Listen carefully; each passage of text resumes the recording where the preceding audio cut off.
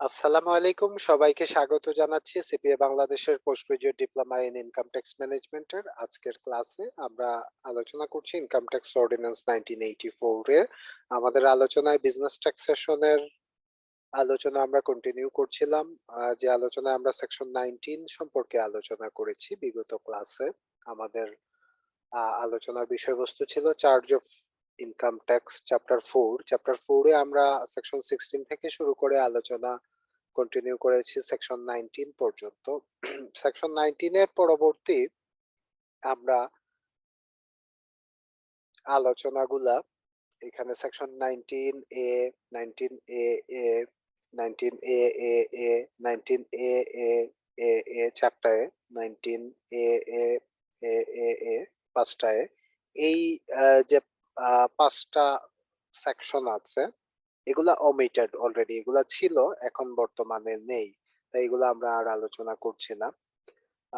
19 এ এ এ এ এ মানে 19 ছয়টা এ যেটা আছে এই সেকশনটা এখনো কার্যকর আছে। আমরা এই সেকশন নিয়ে আলোচনা করব আজকে ইনশাল্লাহ।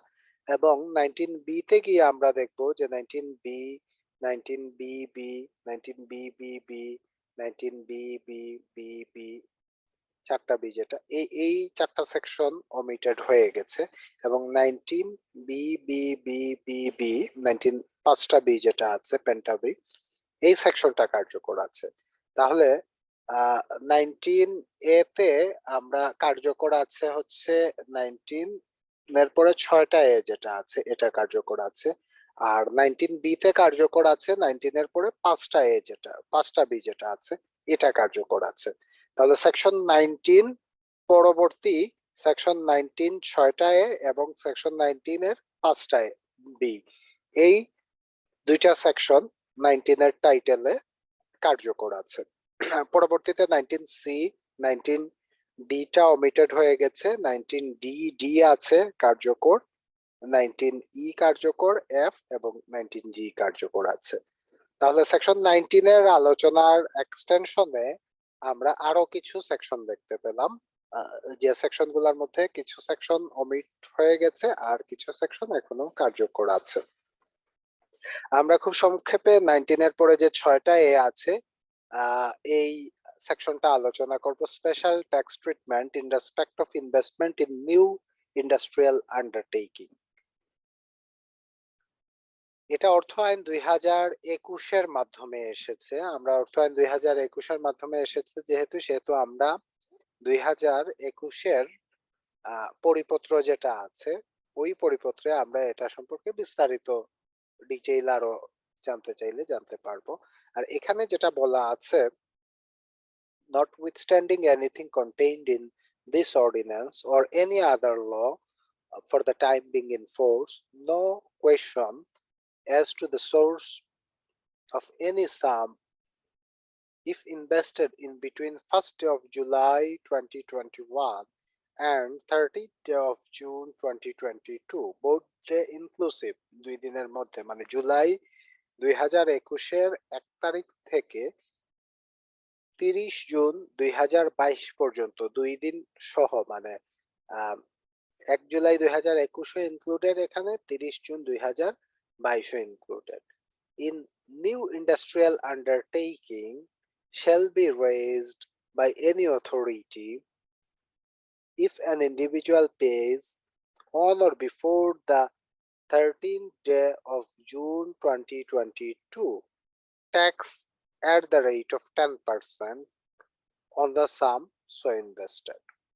তার মানে এখানে যেটা বলা আছে, কেউ যদি 1 জুলাই 2021 থেকে শুরু করে 30 জুন 2022 পর্যন্ত এই সময়ের মধ্যে যদি কোনো ইন্ডাস্ট্রিয়াল আন্ডারটেকিংস এ বিনিয়োগ করে থাকেন, মানে সেক্ষেত্রে উনি যদি যে পরিমাণ টাকা বিনিয়োগ করেছেন এর 10% যদি ট্যাক্স দিয়ে দেন, তাহলে ওই বিনিয়োগের উৎস সম্পর্কে কোনো কোয়েশ্চন করা যাবে না।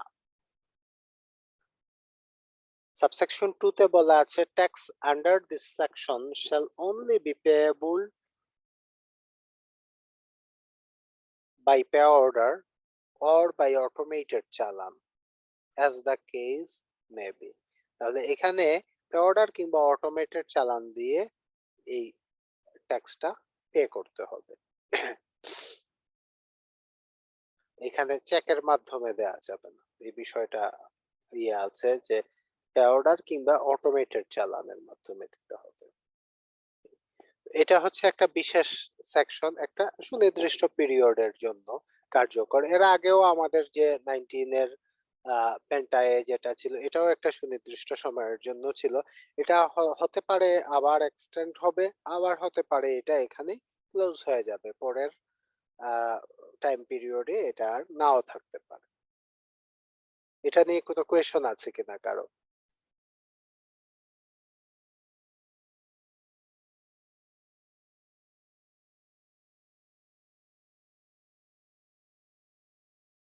আমার মনে হয় নেই, আমরা পরের সেকশনে যাচ্ছি। জি যাবে। যে কোনো অ্যামাউন্ট বিনিয়োগ করতে পারবে স্যার এখানে? হ্যাঁ, কোনো নির্দিষ্ট কিছু বলা নেই।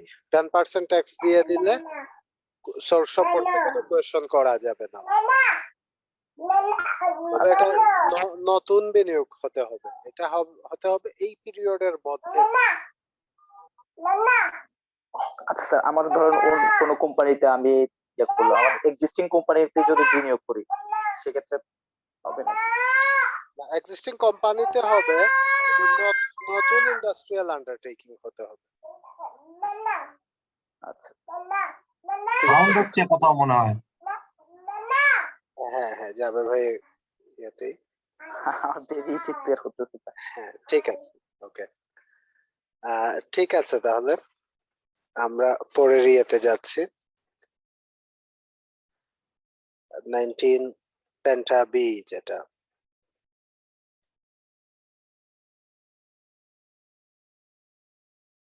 এটা একটা গুরুত্বপূর্ণ সেকশন।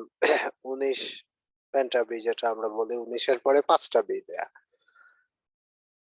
এটা আলোচনার আগে জাস্ট একটু আমরা চিন্তা করি একটা সিনারিও। এরকম একজন করদাতা, উনি ট্যাক্স রিটার্ন সাবমিট করে থাকেন নিয়মিতই। উনার মনে করেন একটা জায়গায় চাকরি করছেন, দেখা গেল প্রথম ট্যাক্স রিটার্নটা সাবমিট করে ফেলেছেন উনার এমপ্লয়ার। এখানে যারা একসাথে রিটার্ন গুলা দেয়া হয়, এবং দেখা গেল যে এখানে উনার একটা প্রপার্টি, এটা একটা বিল্ডিং হতে পারে, এটা দেখানো হয়নি, ইনভেস্টমেন্টটা দেখানো হয়নি। কিংবা অন্য কেউ ট্যাক্স রিটার্ন এখন ফাইল করছেন, কিন্তু উনার যে বিল্ডিংটা আগে বানিয়েছেন কিংবা অ্যাপার্টমেন্টটা কিনেছেন, এটার সোর্স অফ ফান্ড আসলে এখন উনি প্রপারলি দেখাতে পারছেন না, কোথা থেকে ওই টাকাটা পেয়েছেন। তো এই ধরনের সমস্যা আমাদের এখানে, যেহেতু ইনকাম ট্যাক্স রিটার্ন সাবমিশনটা নতুন এসেছে, অনেক ক্ষেত্রে অনেকেই নতুন ভাবে সাবমিট করছেন, এই প্রবলেমটা থেকেই যাচ্ছে আমাদের বর্তমানে। কারণ আমাদের পপুলেশনের একটা ছোট percentage income tax return submit করে থাকে। তো এই সমস্যার সমাধানের জন্য একটা স্পেশাল ট্যাক্স ট্রিটমেন্ট আনা হয়েছে 19 বিবি বিবিবি, 19-এর পেন্টা বি আমরা বলছি এটাকে। টাইটেলটা হচ্ছে special tax treatment in respect of investment in building apartment. এখানে বিল্ডিং এর আগে রেসিডেন্সিয়াল শব্দটা ছিল। রেসিডেন্সিয়াল শব্দটা 2020 সাল লেখা, সম্ভবত এটা 2020 না 2019 সাল হবে, এটা চেঞ্জ করা হয়েছে রেসিডেন্সিয়াল ওয়ার্ডটা। এটা আগে ছিল রেসিডেন্সিয়াল বিল্ডিং বা অ্যাপার্টমেন্টে বিনিয়োগ, এখন রেসিডেন্সিয়াল এবং কমার্শিয়াল যাই হোক না কেন, আপনি বিনিয়োগে এই স্পেশাল ট্যাক্স ট্রিটমেন্টটা কার্যকর হবে। এটা কি রকম আমরা একটু দেখি। এখানে সাবসেকশন 1 এ বলা আছে, notwithstanding anything contained in this ordinance, source of any sum invested by any person in the construction or purchase of any building। এই এনি বিল্ডিংটাতে এখানে আগে ছিল রেসিডেন্সিয়াল বিল্ডিং 2019 সালে, এরপরে এটা 19 সালে এটা চেঞ্জ হয়েছে, সম্ভবত 19 সালে, এখানে 20 লেখা যদিও। এসে এটা রেসিডেন্সিয়াল বিল্ডিংটা হয়েছে। কিছু কিছু জায়গায় আমরা আমরা যে বিডিলজের ওয়েবসাইটের রেফারেন্সে কিছু কিছু জায়গায় কিছু সমস্যা আছে। আমরা একটু ডিটেইলে যদি অর্থ আইনগুলা দেখি কিংবা সাথে পরিপত্রগুলা দেখি, সেক্ষেত্রে আমাদের এখানে সমস্যাটা সমাধান হয়ে যাবে। এটা 19 পেন্টাবিটে এসেছে 2019 সালে, অর্থ আইনের মাধ্যমে এটা চেঞ্জ হয়ে এসেছে। আগে ছিল, আবার 2019 সালে এটা চেঞ্জ হয়েছে। তো এখানে আমরা যদি আবার সাবসেকশন 1 টা শুরু থেকে পড়ি, notwithstanding anything contained in this ordinance, এই অধ্যাদেশে যা কিছুই থাকুক না কেন, source of any sum invested by any person, যে কোনো ব্যক্তি দ্বারা ইনভেস্ট করা যে কোনো fund in the construction or purchase of any building or apartment shall be deemed to have been explained if the assessee pays before the assessment for the relevant assessment year in which the investment is completed tax at the following rate.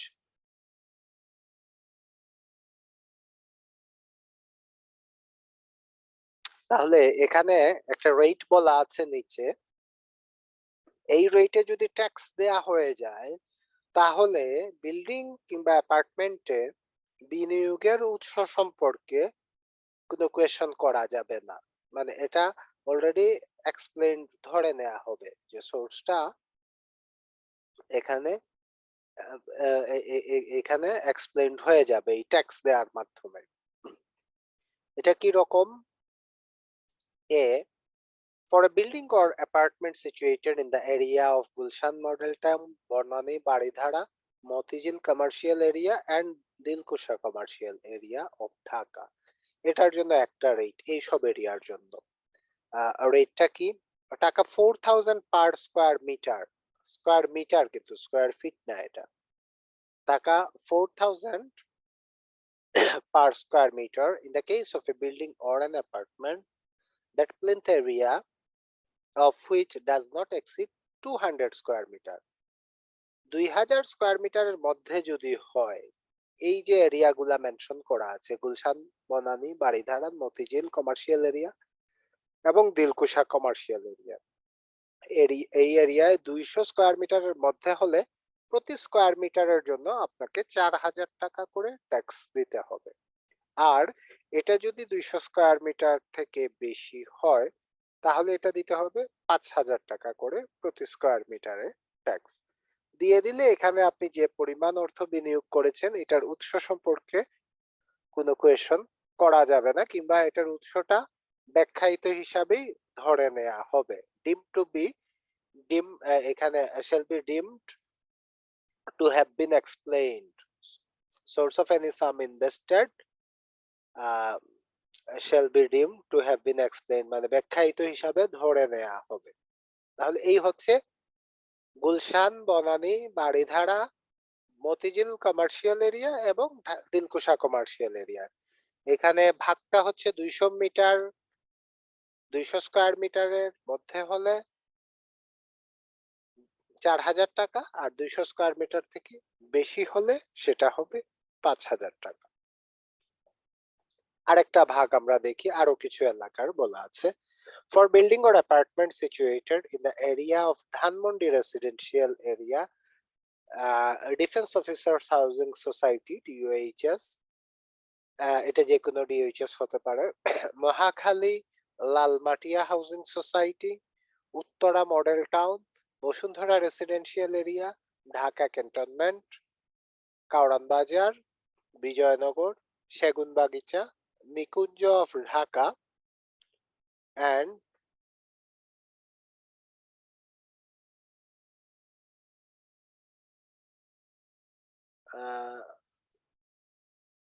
Nikunja of Dhaka, এই হচ্ছে ঢাকা পর্যন্ত, ঢাকার হিসাবটা আসলো। And বলে চট্টগ্রামের area, এটা হচ্ছে Panchlaish, Khulshi, Agrabad, Nasirabad area of Chittagong. And বলে এই অংশটুকু চট্টগ্রামের জন্য প্রযোজ্য। আর নিকুঞ্জ পর্যন্ত যেগুলা বলা আছে এগুলা হচ্ছে ঢাকার, মানে ডিওএইচএস টা ঢাকার মধ্যে। এই যে ডিওএইচএস, ঢাকার ডিওএইচএস এর কথা বলা আছে, ঢাকার বাইরেও কিছু ডিওএইচএস আছে, সেগুলা এখানে আসবে না। এটুকু ঢাকার, আর বাকি অংশটুকু চট্টগ্রামের। এই এরিয়ার জন্য 200 স্কয়ার মিটারের মধ্যে হলে 3000 টাকা, 3000। আর 200 স্কয়ার মিটার থেকে বেশি হলে টাকা 3500, মানে 3500 টাকা। তাহলে আমরা আরো কিছু এলাকার ক্ষেত্র রেটটা জানতে পারলাম এখানে। এরপরে সিতে বলা আছে for building or apartment situated in the area of any city corporation other than areas mentioned in clause A or B. A R B তে যা আছে এগুলা বাদে সিটি কর্পোরেশনের অন্য কোনো জায়গায় যদি থাকে, যে কোনো সিটি কর্পোরেশনের আওতাধীন যদি হয়ে থাকে, তাহলে টাকা 800 per square metre if the in the case of a building or an apartment the plinth area of which does not exceed 120 square metre. এখানে তিনটা ভাগ আছে। 120 স্কয়ার মিটারের মধ্যে হলে 800 টাকা, আর যদি 120 থেকে বেশি কিন্তু 200 স্কয়ার মিটারের মধ্যে, তাহলে 1000 টাকা, 1000 পার স্কয়ার মিটার। আর 200 স্কয়ার মিটার থেকে বেশি হলে টাকা 1500, মানে 1500 টাকা per square metre city corporation এরিয়ায় হলে। তাহলে আমরা আরেকটা অংশ পেলাম। এ আর বি হচ্ছে মানে দুই ধরনের এরিয়া আলাদা করে মেনশন করা আছে। সিতে বলা আছে ওইসব এরিয়া বাদে সিটি কর্পোরেশনের মধ্যে হলে তিনটা ভাগ বলা আছে।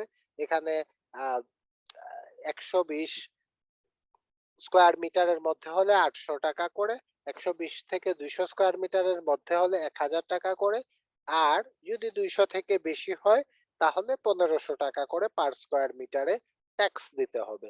দিলে এখানে যে ইনভেস্টমেন্টটা করা হয়েছে বিল্ডিং কিংবা অ্যাপার্টমেন্ট পারচেজে কিংবা কনস্ট্রাকশনে, এই অর্থের উৎস ব্যাখ্যায়িত হিসাবে ধরে দেয়া হবে।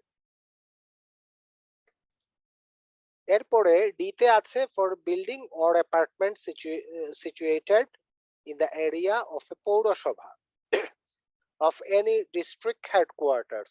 জেলা সদরের পৌরসভার ক্ষেত্রে, এটা পৌরসভা জেলা সদরের বাইরে হলে হবে না, জেলা সদরের পৌরসভার মধ্যে হলে এখানে 120 স্কয়ার মিটারের জন্য 300 টাকা, 300 পার স্কয়ার মিটার।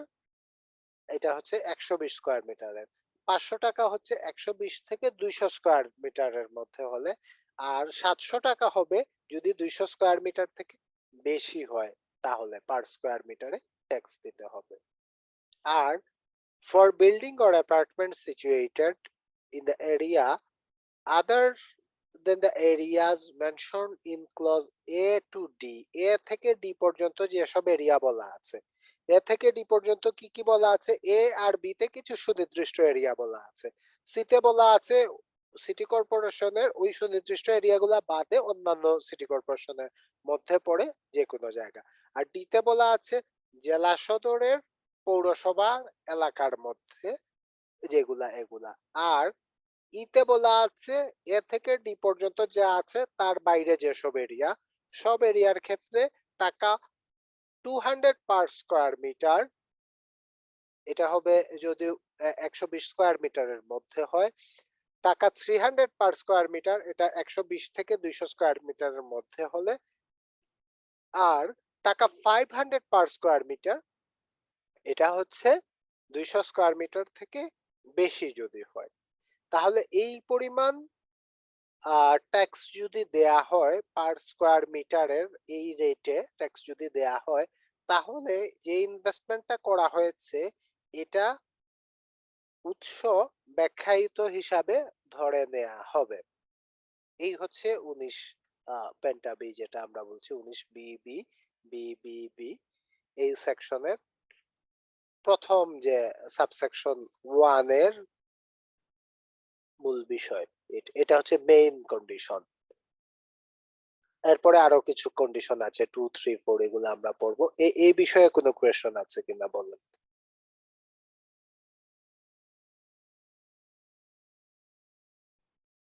এটুকু আলোচনায় কোনো কোয়েশ্চন আছে কিনা বলেন। স্যার আলোচনায় স্যার কোশ্চেন নাই স্যার, যদি একটু এটা ট্যাক্স ট্রিটমেন্ট একটু আমাদেরকে রিটার্নে দেখা দিতে তাহলে ভালো হতো। ট্যাক্স ট্রিটমেন্টটা রিটার্নে কিভাবে আসবে এটাই তো? জি স্যার। আচ্ছা, ট্যাক্স ট্রিটমেন্টটা হচ্ছে আপনার যে পরিমাণ আপনি ইনভেস্ট করবেন ওই পরিমাণ ইনভেস্টমেন্ট তো আপনি অ্যাসেটে দেখাবেন বিল্ডিং হিসাবে। মনে করেন অ্যাপার্টমেন্ট কিনেছেন আপনি ফর এক্সাম্পল 3 কোটি টাকা দিয়ে অ্যাপার্টমেন্ট কিনেছেন, তো আপনি 3 কোটি টাকা দেখালেন। এখানে মনে করেন এটা হয়তো আপনার সিটি কর্পোরেশনের মনে করেন গুলশানে কিনেছেন আপনি। মনে করেন এটা আপনার 200 স্কয়ার মিটার থেকে বেশি, ফর এক্সাম্পল 300 স্কয়ার মিটার। তাহলে আপনি প্রতি স্কয়ার মিটারের জন্য 5,000 টাকা করে ট্যাক্স দেবেন। আপনি টোটাল 15 লাখ টাকা আপনার আসবে এখানে ট্যাক্স। আপনি 15 লাখ টাকা ট্যাক্স দেবেন। 15 লাখ টাকা ট্যাক্স দেওয়ার পরে এই 3 কোটি টাকা তো আপনার আর বিনিয়োগের উৎস দেখাতে হচ্ছে না। এটা আপনি রিটার্নের শেষে যে আদার সোর্স যেটা আছে ওই জায়গাতে আপনি দেখাবেন। আদার সোর্স অফ ফান্ডে দিয়ে আপনি ফাইলে অ্যাড করে দেবেন। এখানে দেখাবেন tax paid under section 19 penta B লিখে দেবেন। এটা আমরা ইনডিভিজুয়াল এডিশন হিসাবে অ্যাড হয়। তাহলে কি স্যার এটা ব্ল্যাক মানি হোয়াইট হয়ে গেল? আহ, আচ্ছা, এখন ব্ল্যাক মানি হোয়াইট একটা বিষয়। ব্ল্যাক মানির কিন্তু অনেকগুলা ডেফিনেশন আছে। আমরা ব্ল্যাক মানি শব্দটা আমরা আসলে বলি না ইনকাম ট্যাক্সে, আমরা বলি অপ্রদর্শিত অর্থ। ব্ল্যাক মানি টাকে তো আমরা ব্ল্যাক ইকোনমি, কালো টাকা। এখন অপ্রদর্শিত অর্থের মধ্যে দুই ধরনের আছে। সবসময় ইনকাম ট্যাক্সের আইনে বৈধভাবে অর্জিত অপ্রদর্শিত অর্থগুলাই আপনার বিনিয়োগ করা যায়। সব সময় বৈধভাবে অর্জিত অপ্রদর্শিত অর্থ বিনিয়োগ করা যায়। এখানে আমরা ফোরে গিয়ে পড়বো এটা। এখানে আপনি ব্ল্যাক মানির যে বিষয়টা বললেন আমরা ফোরটা আগে পড়ে নিই, 2 আর 3 আমরা পড়বো। এখানে the provision of this section shall not apply where the source of such investment made by the SSC for the construction or purchase of such building or apartment is derived from any criminal activities under any other law for the time being in force or not derived from any legitimate source। মনে করেন ঘুষের টাকা দিয়ে কেউ ইয়ে কিনলেন এখানে আপনার অ্যাপার্টমেন্ট কিনলেন, উনি কিন্তু এই সুযোগ পাবেন না। মনে করেন এখানে কেউ অবৈধভাবে আয় করেছেন, যে কোনো একটা অবৈধ ব্যবসা করে আয় করেছেন যেটা আমাদের প্রচলিত আইনে অবৈধ, অন্য যে কোনো আইনে অবৈধ। সে টাকা দিয়ে কিনেছেন তারটা কিন্তু এখানে এই সেকশনে ট্যাক্স দিয়ে এটা বৈধ হবে না। তাহলে ব্ল্যাক মানিটা যদি আমরা ওই অর্থে ধরে থাকি ব্ল্যাক মানি, তাহলে এটা ব্ল্যাক মানি, হোয়াইট হবে না এখানে। আর অপ্রদর্শিত অর্থ হতে পারে মনে করেন একজন ডাক্তার, উনি প্রফেশনাল প্র্যাকটিস করেছেন, অনেক টাকা ইনকাম করেছেন, উনি এটার ট্যাক্স দেননি। উনি একটা বিল্ডিং কিনেছেন, তো এই বিল্ডিং এ এই পরিমাণ ট্যাক্স দিলে এটা ওনার ব্যাখ্যায়িত হয়ে যাবে। এটা বৈধ উপায়ে অর্জিত অর্থ কিন্তু ট্যাক্স উনি দেননি, ট্যাক্স ফাইলে ওই টাকাটা নেই। কিংবা অনেকেই অনেক ব্যবসার মাধ্যমে আয় করেছেন, আয় করার ফলে ফলে এই টাকাটা দেখানো হয়নি, কিংবা যে কোনো কারণে ট্যাক্স ফাইলে এটা দেখানো হয়নি। কিংবা বিদেশ থেকে অর্থ এসেছে, বিভিন্ন চ্যানেলে এসেছে, যেটা আহ, আমাদের ব্যাংকিং চ্যানেল ছাড়া অন্য কোনো চ্যানেলে এসেছে, এটা দেখাননি। আবার অনেকে একটা মনে করেন ল্যান্ড বিক্রি করেছেন, একজন ল্যান্ড বিক্রি করে দেখা গেল অনেক বেশি টাকা পেয়েছেন, যে বিষয়ে আমরা প্রায় আলোচনা করি, কিন্তু রেজিস্ট্রেশন ভ্যালু অনেক কম ছিল, ওনার এই টাকাটা অপ্রদর্শিত হয়ে গেছে। আসলে এটা বৈধ পথে উপার্জন, কিন্তু এটা অপ্রদর্শিত হয়ে গেছে কোনো একটা কারণে, সেক্ষেত্রে উনি এইসব সুবিধাগুলা পাবেন। জাকির আমার ভাই। কাছে যেটা মনে হয় আলী ভাই, সেটা হলো যে এই অপ্রদর্শিত অ্যামাউন্ট যেটা, সেটা তো আসলে এখানে ইনভেস্ট করে, দেখা যায় যে রাজনীতিবিদও তো একটা প্রফেশন, তাই না? ওদের ইনকাম সোর্সটা ওরা কিভাবে ডিফাইন করবে আমি জানি না। তো এই ক্ষেত্রে দেখা যায় যে মানে বাংলাদেশে তো আবার হুন্ডিও প্রচলিত প্রচুর, এরা বাইরে পাঠাচ্ছে, বাইরে পাঠায় আবার ওইখান থেকে ব্যাংকিং চ্যানেল দিয়ে ব্ল্যাক মানিটাকে আবার হোয়াইট করে এদিকে বিল্ডিং অ্যাপার্টমেন্ট পারচেস করতেছে। মানে এটা একটা বড় একটা মানে মানে বড় একটা জায়গা, যে আসলে এখানে আমি ধরবো কিভাবে, জাস্টিফাই করবো কিভাবে যে আসলে এটা ক্রিমিনাল অ্যাক্টিভিটিস থেকে আসছে কি আসলে। এটা খুব সহজ, আসলে কঠিন কিছু না জাস্টিফাই করা। যিনি ইনভেস্ট করলেন, মনে করেন ফর এক্সাম্পল একজন ইনভেস্ট করলেন, উনাকে যদি আন্ডার প্রসিকিউশন উনাকে এটা যদি ইয়ে করা হয়, দেখা যায় এখানে মনে করেন একজন ফর এক্সাম্পল একজন সরকারি কর্মকর্তা এই সুযোগটা নিলেন, এখানে এই বিনিয়োগের সুযোগটা নিলেন একজন সরকারি কর্মকর্তা, যিনি সরকারের একটা পে স্কেলে বেতন পেয়ে থাকেন। এখন উনার সম্পদের হিসাবটা সরকারের কাছে দেয়া আছে, চাকুরি শুরুর সময় উনি দিয়েছেন, এবং প্রতি বছর উনি কি পরিমাণ বেতন পাচ্ছেন এবং উনার কি খরচ আছে, এই হিসাবটা উনি ট্যাক্স রিটার্নের মাধ্যমে দিচ্ছেন। এখন উনি যদি দেখা যায় উনার হঠাৎ করে ২-৩টা বিল্ডিং হয়ে গেছে, তো এটার তো উনার ব্যবসার উৎস তো দিতে হবে, দেখাতে হবে। আই এগ্রিড, বাট এটা বাংলাদেশে প্র্যাকটিস হয় কিনা। না, প্র্যাকটিস এখন কিন্তু যদি ইন এনি মানে চেঞ্জ এনভায়রনমেন্ট, যদি এই ইনভেস্টিগেশন গুলা করা হয়, তাহলে সেক্ষেত্রে আপনার কিন্তু এখানে সমস্যা আসবে। তাই এখানে বৈধ অর্জনের বিষয়টুকু বলা আছে।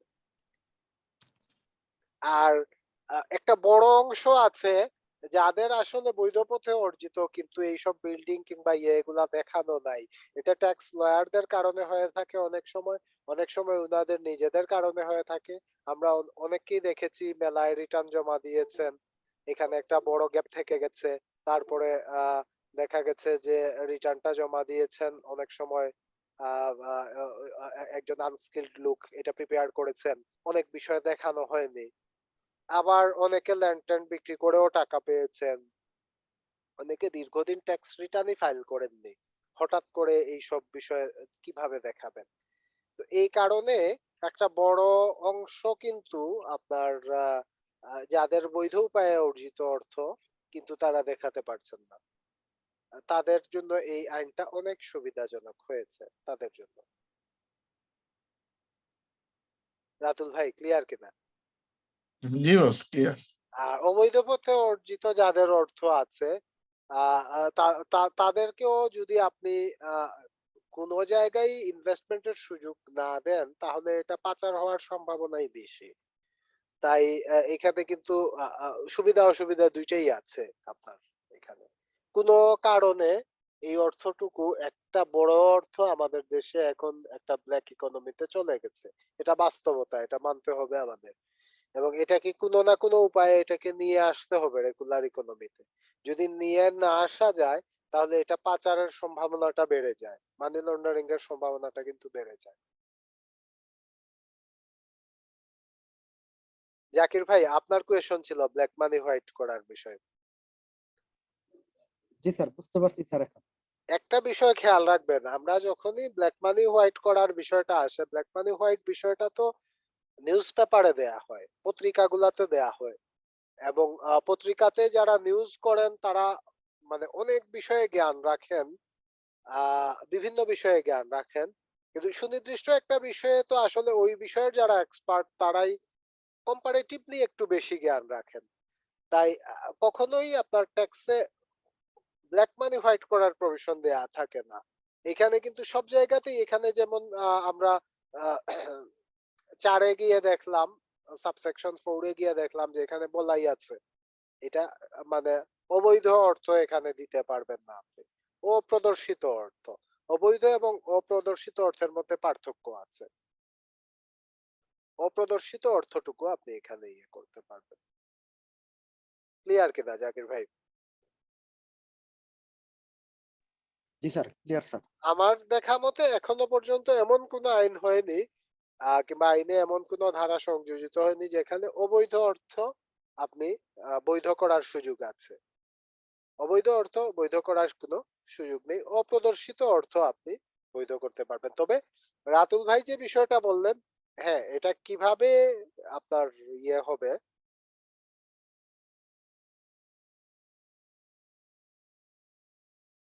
কিভাবে আইডেন্টিফাইড হবে এটা বৈধ পথে অর্জিত কিনা, এটা একটা কোয়েশ্চন।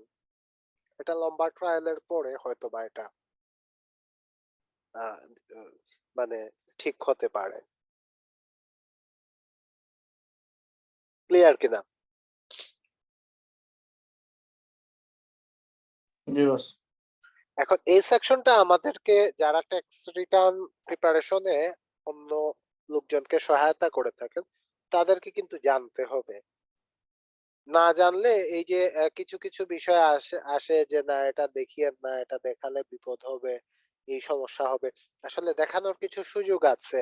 আপনি ট্যাক্স পেমেন্টের মাধ্যমে আপনার এই অপ্রদর্শিত সম্পদটাকে প্রদর্শন করতে পারবেন এবং ইভেনচুয়ালি কিন্তু প্রত্যেকটা বাড়ি অ্যাপার্টমেন্টের মালিক সবাইকেই ট্যাক্স রিটার্ন ফাইল করতে হবে। গভর্নমেন্ট এনবিআর এখন যে উদ্যোগগুলা নিয়েছে এবং ওই সম্পদটা এখানে উল্লেখ করা থাকতে হবে।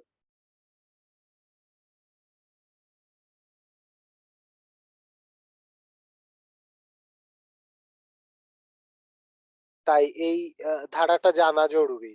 যারা এই সকল সমস্যায় আছেন তারা এই ধারার মাধ্যমে ট্যাক্স দিয়ে সমস্যাটা সমাধান করতে পারেন এবং সরকারও এখানে উপকৃত হবে, রাজস্ব আদায় হবে, একইভাবে মানে সম্পদটাও নিরাপদ হবে।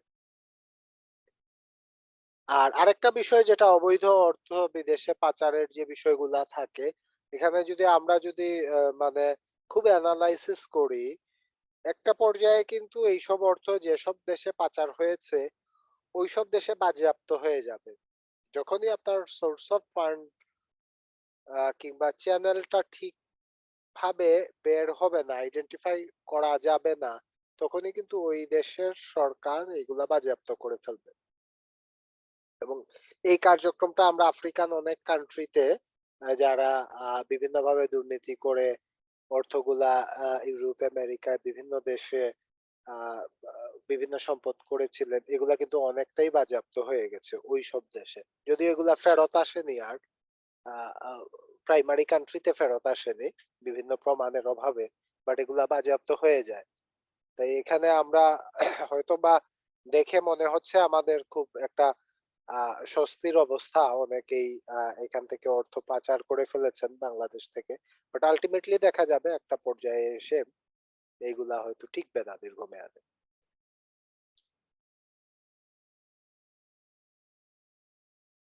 কোনো কোয়েশন আছে কিনা এই আলোচনা, এইটুকু আলোচনার মধ্যে? আর কোনো কোয়েশন না থাকলে আমি সাবসেকশন 2 তে যাই। সাবসেকশন 1 এ যা বলা আছে তার সাথে আরো কিছু কন্ডিশন আছে, যেটা আমরা 4 এ দেখে নিলাম যে এটা বৈধ পথে অর্জিত হতে হবে, অবৈধ উপার্জন হলে এটা হবে না। 2 তে কি বলা আছে? The rate of tax mentioned in subsection 1 shall be 20% higher in case where the SSC already owns a building or an apartment in any city corporation before such investment is completed, or the SSC makes such investment in 2 or more buildings or apartments. তাহলে যদি city corporation এলাকায় করদাতার already একটা building থাকে কিংবা apartment থাকে, তাহলে এটা 20% বেশি হবে ট্যাক্সটা, যেটা যে রেটটা মেনশন করা আছে ওই মেনশন রেট থেকে 20% বেশি হবে সিটি কর্পোরেশন এলাকায় যদি থাকে। অথবা যদি করদাতা একই ধরনের ইনভেস্টমেন্ট 2টা বিল্ডিং কিংবা অ্যাপার্টমেন্টে করে থাকেন, কিংবা 2 অথবা 2 এর অধিক বিল্ডিং বা অ্যাপার্টমেন্টে করে থাকেন। এটা এমন না যে দুইটা বিল্ডিং এ ইনভেস্টমেন্ট থেকে থাকে কিংবা দুইটা বিল্ডিং উনি ওন করে থাকেন। এখানে শব্দটা হচ্ছে সাচ ইনভেস্টমেন্ট, এই ধরনের বিনিয়োগ। এই ধরনের বিনিয়োগ মানে কোন ধরনের বিনিয়োগ? ইনভেস্টমেন্ট আন্ডার সাবসেকশন 1 মানে যেটা আপনি ট্যাক্স দিয়ে বিনিয়োগটাকে ব্যাখ্যায়িত করছেন একটা সুনির্দিষ্ট ট্যাক্স দিয়ে। এই ধরনের বিনিয়োগ যদি আপনি দুইটা বিল্ডিং এ করেন তাহলে 20% বেশি হবে, অথবা আপনার যদি পৌরসভা এলাকায়, সিটি কর্পোরেশন এলাকায়, পৌরসভা না সরি, সিটি কর্পোরেশন এলাকায় আপনার যদি একটা অ্যাপার্টমেন্ট অলরেডি আপনার ওনারশিপে থাকে তাহলে এটা 20% বেশি হবে। এই বিষয়টা ক্লিয়ার কিনা? 2,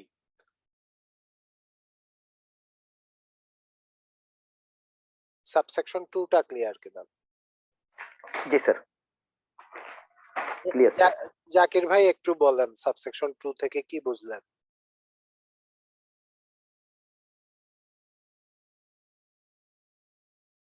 জাকির ভাই আমি বুঝতে পারছি, কিন্তু এটা বোঝানো হয়তো এই মুহূর্তেই হবে না, আগামী ক্লাসে এটা বোঝাবো স্যার। জাবের ভাই বুঝান তাহলে। আমি এটা নিয়ে একটু কথা বলছি, কারণ আছে এটা। স্যার, যদি আমার যে ইনভেস্টমেন্টটা যেটা আমি অপ্রদর্শিত, এইটা যদি আমার অলরেডি একটা সিটি কর্পোরেশন এলাকায় একটা বিল্ডিং থেকে থাকে, অথবা যদি আমি মানে একই রকম ইনভেস্টমেন্ট মানে এক মানে দুইটা জায়গাতে একই ইনভেস্টমেন্টটা দেখাই, সেক্ষেত্রে আমার 20% হায়ার হবে। জি, অলরেডি সিটি মানে কর্পোরেশন এলাকায় একটা বিল্ডিং থাকলে এই আইনের সুবিধা নিলে 20% হাইয়ার হবে। এই হচ্ছে প্রথম কথা। সিটি কর্পোরেশন এরিয়ায় বিল্ডিং কিংবা অ্যাপার্টমেন্ট থাকবে তাহলে এটা হচ্ছে একটা কন্ডিশন। আর একটা কন্ডিশন হচ্ছে এই আইনের সুবিধা যদি আমি দুইবার নেই, দুইটা নেই, তাহলে আমার 20% হাইয়ার হবে। ক্লিয়ার কিনা? আচ্ছা স্যার, এই আইনের সুবিধা মানে একই একই জায়গায় ডাবল ইনভেস্টমেন্ট দেখাতে পারবো না। একই মানে আমি জায়গায় দুইটা না। বিল্ডিং এ ইনভেস্টমেন্ট হ্যাঁ, দেখাতে আমি পারবো, দুইটা, মানে একই তিনটা, রকম। চারটা 19 পেন্টাবিতে দেখাতে পারবো, কোনো অসুবিধা নাই। আমাকে 20% হাইয়ার ট্যাক্স দিতে হবে, দেখাতে হবে। আচ্ছা আচ্ছা স্যার, এখন ক্লিয়ার স্যার এখন। এখন মনে করেন আমার একটা বিল্ডিং আছে সিটি কর্পোরেশন এলাকায় না, এটা সিটি কর্পোরেশন এলাকার বাইরে, আগে থেকেই আছে এটা প্রদর্শিত বিল্ডিং। এখন আমি নতুন একটা অ্যাপার্টমেন্ট, এটাতে আমি 19 পেন্টাবি এর অধীনে ট্যাক্স দেব। সেক্ষেত্রে কি আমাকে 20% বেশি দিতে হবে? না স্যার, আইনে তো বলা আছে সিটি কর্পোরেশন এরিয়ায় স্যার। যদি সিটি কর্পোরেশন এরিয়া থাকে তাহলে দেব। আর জি স্যার। এখানে দেখেন পরের অংশটুকু বলা আছে, the assessee makes such investment in 2 or more buildings or apartments. The SSC makes such investment, এখানে such investment মানে কি? এই investment under section 19 penta B 1, এই সেকশনের অধীনে ইনভেস্টমেন্ট, such investment বলেছে, এখানে বলেনি the SSC owns 2 or more buildings or apartments। তাই আমার সিটি কর্পোরেশন এলাকার বাইরে যদি একটা বিল্ডিং থেকেও থাকে কিংবা অ্যাপার্টমেন্ট থেকেও থাকে, আরেকটাতে আমি যদি 19 পেন্টাবিতে ট্যাক্স দিয়ে এটা আমি ব্যাখ্যায়িত করতে চাই, সেক্ষেত্রে আমার 20% অ্যাবাভ দিতে হবে না। ক্লিয়ার কিনা? এই অংশটুকু ক্লিয়ার কিনা সাবসেকশন 2? জি স্যার। বাকি সবার ক্লিয়ার কিনা এই অংশটুকু? জি। এখানে একটা প্রবলেম হচ্ছে কি, আমাদের তো জাতীয় রাজস্ব বোর্ড কর্তৃক এখানে কিংবা ল মিনিস্ট্রির মাধ্যমে আমাদের কোনো অথেন্টিক ট্রান্সলেশন নেই এই আইনের, যেটা আহ, মানে সরকারি কোনো কর্তৃপক্ষ বাংলায় ট্রান্সলেট করেন। তো বিভিন্ন রাইটার বিভিন্ন ভাবে এটা ট্রান্সলেট করেছেন। তো বাংলা ট্রান্সলেশন পড়তে গেলে এখানে এই অংশটুকুতে একটা কনফিউশন দেখা দেয়। আপনাদের কাছে যে বইটা আছে আপনারা এখানে বাংলা পড়বেন একবার, আর ইংরেজি পড়বেন। আর আমি যা বুঝিয়েছি এটা যদি একটু চিন্তা করেন। রিসেন্টলি আমার কাছে একটা কেস এসেছিল এখানে, যে ইন্সপেক্টর এবং ডিসিটি বলছেন যে তার 20% বেশি দিতে হবে। যিনি লয়ার আছেন প্র্যাকটিশনার, উনিও পরে বললেন যে এটা 20% দিতে হবে বেশি। যখন আমার কাছে রেফার করা হলো আমি বললাম যে না, এটা দিতে হবে না ওনাদেরকে। আমি বললাম যে মেইন আইনটা পড়তে, যেটা ইংরেজিতে পাবলিশড মেইন টেক্সটটা। বাংলা ট্রান্সলেশন এক একজন এক এক ভাবে করেছেন, এবং এই যে মানে শব্দচয়নের কারণে কিংবা কিছু কিছু জায়গায় গ্যাপ থাকার কারণে এখানে আপনার আইনের যে মেইন থিমটা এটা চেঞ্জ হয়ে গেছে। তো এই জন্য যে কোনো জায়গাতেই আপনারা আটকালে অবশ্যই ইংরেজি ইয়েটা দেখতে হবে, মূলটা দেখতে হবে, ইংরেজিটা না মূলটা। ভ্যাটের আইন যেমন বাংলায় আছে, বাংলাটা দেখতে হবে। ট্যাক্সের আইনে অবশ্যই ইংরেজিটা দেখতে হবে, এটাই আপনার প্রাইমারি রেফারেন্স হিসাবে থাকবে। তো আমরা সাবসেকশন 1 এ যা পড়লাম, 2 তে দেখলাম যে এটা 20% হাইয়ার হবে। কখন হাইয়ার হবে? যদি সাবসেকশন 1 এর ফ্যাসিলিটিস আমি দুইটা বিল্ডিং এর কিংবা এর থেকে বেশি বিল্ডিং এর ক্ষেত্রে নেই, তাহলে, কিংবা আমার সিটি কর্পোরেশন এরিয়ায় যদি অলরেডি একটা বিল্ডিং কিংবা একটা অ্যাপার্টমেন্ট থেকে থাকে তাহলে। এখন আমরা সাবসেকশন 3 তে দেখি কি বলা আছে। The rate of tax mentioned in subsection 1 shall be 100% higher, মানে দ্বিগুণ হবে, 100% বেশি হবে, মানে যা আছে তার দ্বিগুণ হবে।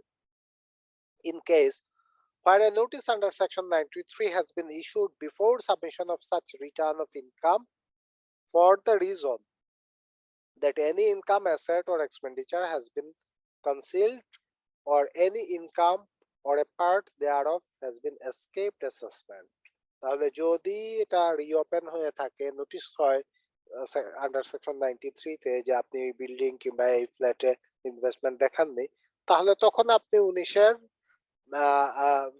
পেন্টাবির ট্যাক্স রেট আপনি নিতে পারবেন, এই সুযোগ নিতে পারবেন। তবে এক্ষেত্রে আপনাকে দ্বিগুণ ট্যাক্স দিতে হবে, কারণ অলরেডি আপনি ধরা পড়ে গেছেন, আপনাকে ধরেছে এই ইয়েতে। তাই ওই যে না দেখানো এই ধরনের প্রবণতাটুকু বাদ দিতে হবে আমাদের, কারণ যখন আপনাকে ধরবে তখন আপনাকে বেশি দিতে হবে না হলে। Notice under section F of section 113, 113 সেকশনের সাবসেকশন ক্লজ এফ এর অধীনে যদি নোটিশ হয় has been issued before submission of such return of income, রিটার্নের আগে, তাহলেও আপনাকে 100% বেশি দিতে হবে। Any proceeding under section 164, 165 or 166 has been initiated before submission of such return of income, যদি এই সব ধারায় কোনো কার্যক্রম গ্রহণ করা হয় তাহলে সেক্ষেত্রে 100% বেশি, মানে এটা দ্বিগুণ দিতে হবে। এর আগে আমরা তখন 20% বেশি দিতে হবে কি জন্য, আর এখন দেখলাম যে এটা 100% বেশি দিতে হবে এই কারণে। এই হচ্ছে সেকশন 19 এর পেন্টাবি।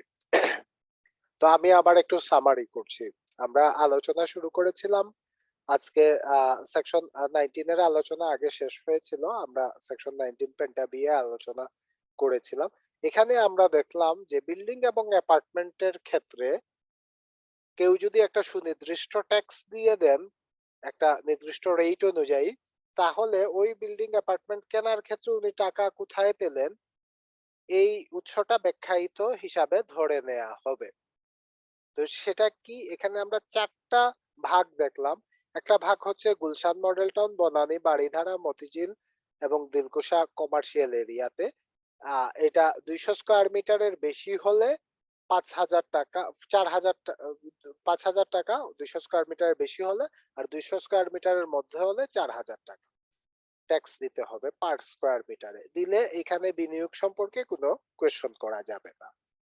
আরেকটা হচ্ছে ধানমন্ডি, ডিওএইচএস সহ আরো যেসব এরিয়ার কথা এখানে বলা আছে, এই এরিয়াতে 3,000 টাকা হচ্ছে পার স্কয়ার মিটার, সেটা 200 স্কয়ার মিটারের মধ্যে হলে, আর 200 স্কয়ার মিটারের বেশি যদি হয় অ্যাপার্টমেন্টের আয়তন কিংবা বিল্ডিং এর আয়তন, তাহলে সেক্ষেত্রে 3,000 500 টাকা দিতে হবে প্রতি স্কোয়ার মিটারে ট্যাক্স। আর যদি সিটি কর্পোরেশন এরিয়ায় হয়ে থাকে এইসব এলাকা বাদে অন্য সিটি কর্পোরেশন, তাহলে তিনটা ভাগ আছে। একটা হচ্ছে 120 স্কোয়ার মিটার, এটা হচ্ছে 800 টাকা। 120 স্কোয়ার মিটারের মধ্যে হলে 120 থেকে 200 স্কোয়ার মিটার হচ্ছে 1000 টাকা পার স্কোয়ার মিটার। আর যদি এটা 200 স্কোয়ার মিটার থেকে বেশি হয় তাহলে 1500 টাকা পার স্কোয়ার মিটার। ঠিক সেম এটা যদি কোনো পৌরসভা হয়ে থাকে, যে পৌরসভাটা ডিস্ট্রিক্ট হেডকোয়ার্টারে পড়েছে, জেলা সদরের পৌরসভা হয়ে থাকে, তাহলে 300 টাকা per square metre 120 square metre পর্যন্ত এরিয়ায়। 500 টাকা পার স্কোয়ার মিটার হচ্ছে 120 থেকে 200 স্কোয়ার মিটার মধ্যে যদি হয় বিল্ডিং বা অ্যাপার্টমেন্টের আয়তন। আর 700 টাকা পার স্কোয়ার মিটার হচ্ছে যদি সেটা 200 স্কোয়ার মিটার থেকে বেশি হয়। আর এ থেকে ডি পর্যন্ত যেসব জায়গার কথা বলা হয়েছে এগুলা বাদে অন্যান্য সকল জায়গার ক্ষেত্রে 120 স্কোয়ার মিটারের মধ্যে হলে 200 টাকা per square metre, 120 square metre থেকে বেশি কিন্তু 200 স্কোয়ার মিটারের মধ্যে হলে 300 টাকা পার স্কোয়ার মিটার। আর 200 স্কোয়ার মিটার থেকে যদি বেশি হয় তাহলে সেটা প্রতি স্কোয়ার মিটারে 500 টাকা করে ট্যাক্স দিতে হবে। যদি এই পরিমাণ ট্যাক্স দেয়া হয় তাহলে এই বিল্ডিং কিংবা অ্যাপার্টমেন্টে যে পরিমাণ টাকা বিনিয়োগ করা হয়েছে ওই পরিমাণ টাকা উৎসটা ব্যাখ্যায়িত হিসাবে ধরে নেওয়া হবে। আমরা অ্যাসেটে বিল্ডিং এর কিংবা অ্যাপার্টমেন্টের ভ্যালুটা লিখবো, আর আদার রিসিপ্টে আমরা ট্যাক্স রিটার্নের একেবারে নিচে আমরা ওই অ্যামাউন্টটা অ্যাড করে নেব এবং এটার জন্য আমরা এই রেটে ট্যাক্স দিয়ে দেব। এখানে তিনটা ফার্দার কন্ডিশন আছে। একটা হচ্ছে এই টাকাটা বৈধ উপায়ে অর্জিত হতে হবে, যেটা সাবসেকশন 4 এ বলা আছে। এটা বৈধ উপায়ে অর্জিত হতে হবে, কোন ক্রিমিনাল অ্যাক্টিভিটিজ এর মাধ্যমে কিংবা আহ, বা কোন ধরনের আইন অনুযায়ী বেআইনি কোনো কার্যক্রমের মাধ্যমে অর্জিত হলে এটা হবে না। এটা একটা। আরেকটা হচ্ছে 20% বেশি দিতে হবে এখানে যে রেটটা বলা আছে তার থেকে, যদিও যিনি করদাতা এই সুবিধাটা নিচ্ছেন তার সিটি কর্পোরেশন এলাকায় একটা অ্যাপার্টমেন্ট কিংবা বিল্ডিং থেকে থাকে এক বা একাধিক অলরেডি আছে, তাহলে সেক্ষেত্রে, কিংবা যদি ওনার সিটি কর্পোরেশনের বাইরে সিটি কর্পোরেশন এলাকায় নয়, সিটি কর্পোরেশন এলাকায় যদি একটা বিল্ডিং থেকে থাকে তাহলে এই সুবিধা আনতে হলে 20% বেশি দিতে হবে। আর যদি এই সুবিধা একাধিক বিল্ডিং এর জন্য, 2 বা এর থেকে বেশি বিল্ডিং কিংবা অ্যাপার্টমেন্টের জন্য নেওয়া হয় তাহলেও সেক্ষেত্রে এটা 20% হাইয়ার হবে, অধিক হবে। এখানে ট্যাক্সটা 20% বেশি দিতে হবে। আর এখানে বলা আছে যদি সেকশন 93 এর অধীনে যদি কোনো নোটিশ হয়, মানে কর কর্তৃপক্ষ যদি রিটার্ন সাবমিশনের আগেই এই বিষয়টা আপনার ধরে ফেলে তাহলে এটা দ্বিগুণ হারে ট্যাক্সটা দিতে হবে। এই সুবিধাটা নেওয়া যাবে কিন্তু এটা 100% হাইয়ার হবে। এই হচ্ছে সেকশন 19 পেন্টা বি। এখানে কোনো কোয়েশ্চন আছে কিনা কারো? আমি সামারিটা করলাম আবার। ঢালি ভাই একটু শেষে জয়েন করেছেন, আপনার কাছে ক্লিয়ার হয়েছে কিনা কিংবা কোনো কোয়েশ্চন আছে কিনা? কোশ্চেন করার মতো কোশ্চেন নাই, শুনি নাই তো। না, আমি যে সামারিটা করলাম আপনি জয়েন করার পরেই আমি সামারিটা আবার করলাম। হ্যাঁ, না ঠিক আছে স্যার, আমি খুব একটা অ্যাটেন্টিভ ছিলাম না, আমি ভাবছি হয়তো কন্টিনিউয়াস কোনো ইয়ে বলছেন এই কারণে। আচ্ছা, এখানে আমি করে নেব। মেইনলি বলা হয়েছে আপনার যদি কোনো বিল্ডিং বা অ্যাপার্টমেন্টে ইনভেস্টমেন্ট থাকে, এটার যে সোর্স অফ ফান্ড, এই সোর্স অফ ফান্ডটা আপনার ব্যাখ্যায়িত হিসাবেই ধরে নেওয়া হবে, মানে আপনার এটার ফান্ডের উৎসটা আপনার ব্যাখ্যা করতে হবে না যদি আপনি এই রেটে ট্যাক্স দিয়ে দেন। এটার জন্য বিভিন্ন এলাকা ভেদে বিভিন্ন রেট বলে দেয়া আছে এই জায়গাতে। এটা একটা ট্যাক্স বিশেষ। বলতে আপনার যখন রেজিস্ট্রেশনের সময় যে ট্যাক্সটা আসবে সেটার না কথা বলছি। না না না, সেটা না। মনে করেন ফর এক্সাম্পল আপনার একটা বিল্ডিং কিনলেন, একটা অ্যাপার্টমেন্ট কিনলেন আপনি 3 কোটি টাকা দিয়ে। হুম হুম। এখন এই পরিমাণ টাকা আপনার ট্যাক্স ফাইলে নাই। এটা টাকা হয়তো আপনি আচ্ছা পেয়েছেন, বৈধ উপায়ে পেয়েছেন। হয় হুম অনেক সময় অ্যাপার্টমেন্ট বিক্রি করে বেশি পেয়েছেন, কিংবা ল্যান্ড বিক্রি করে পেয়েছেন, কিংবা আগে ইনকাম দেখানো হয়নি কোনো হুম খাতের ইনকাম। এই হুম থেকে আপনার টাকাটা বেঁচে গেছে। তো ওই বৈধ হুম উপায়ে অর্জিত অপ্রদর্শিত অর্থ দিয়ে আপনি কিনেছেন। হুম তাহলে আপনি যদি একটা নির্দিষ্ট রেটে ট্যাক্স দিয়ে দেন, ট্যাক্স দিয়ে দিলে আপনাকে আর এখানে উৎস সম্পর্কে কোনো ব্যাখ্যা দিতে হবে না। নির্দিষ্ট রেট বলতে আপনার নির্দিষ্ট রেটটা এখানে বলা আছে, বিভিন্ন এরিয়া ভিত্তিক স্কয়ার এরিয়া মিটার ভিত্তিক অনুযায়ী রেটটা বলা আছে এখানে। এটাই একটা special tax treatment in respect of investment in building apartment.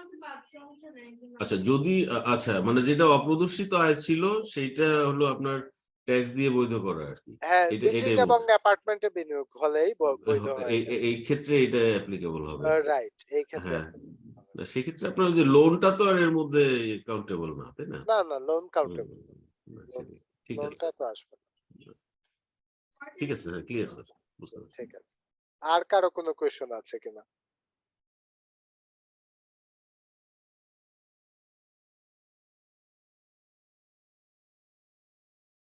উনিশের পেন্টাবিতে আর কারো কোনো কোয়েশ্চন আছে কিনা?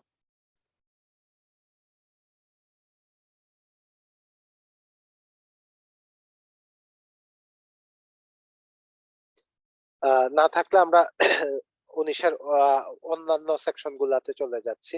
19C, special tax treatment in respect of investment in the purchase of bond under Bangladesh infrastructural finance fund. এটা একটা স্পেশাল প্রভিশন বলা আছে।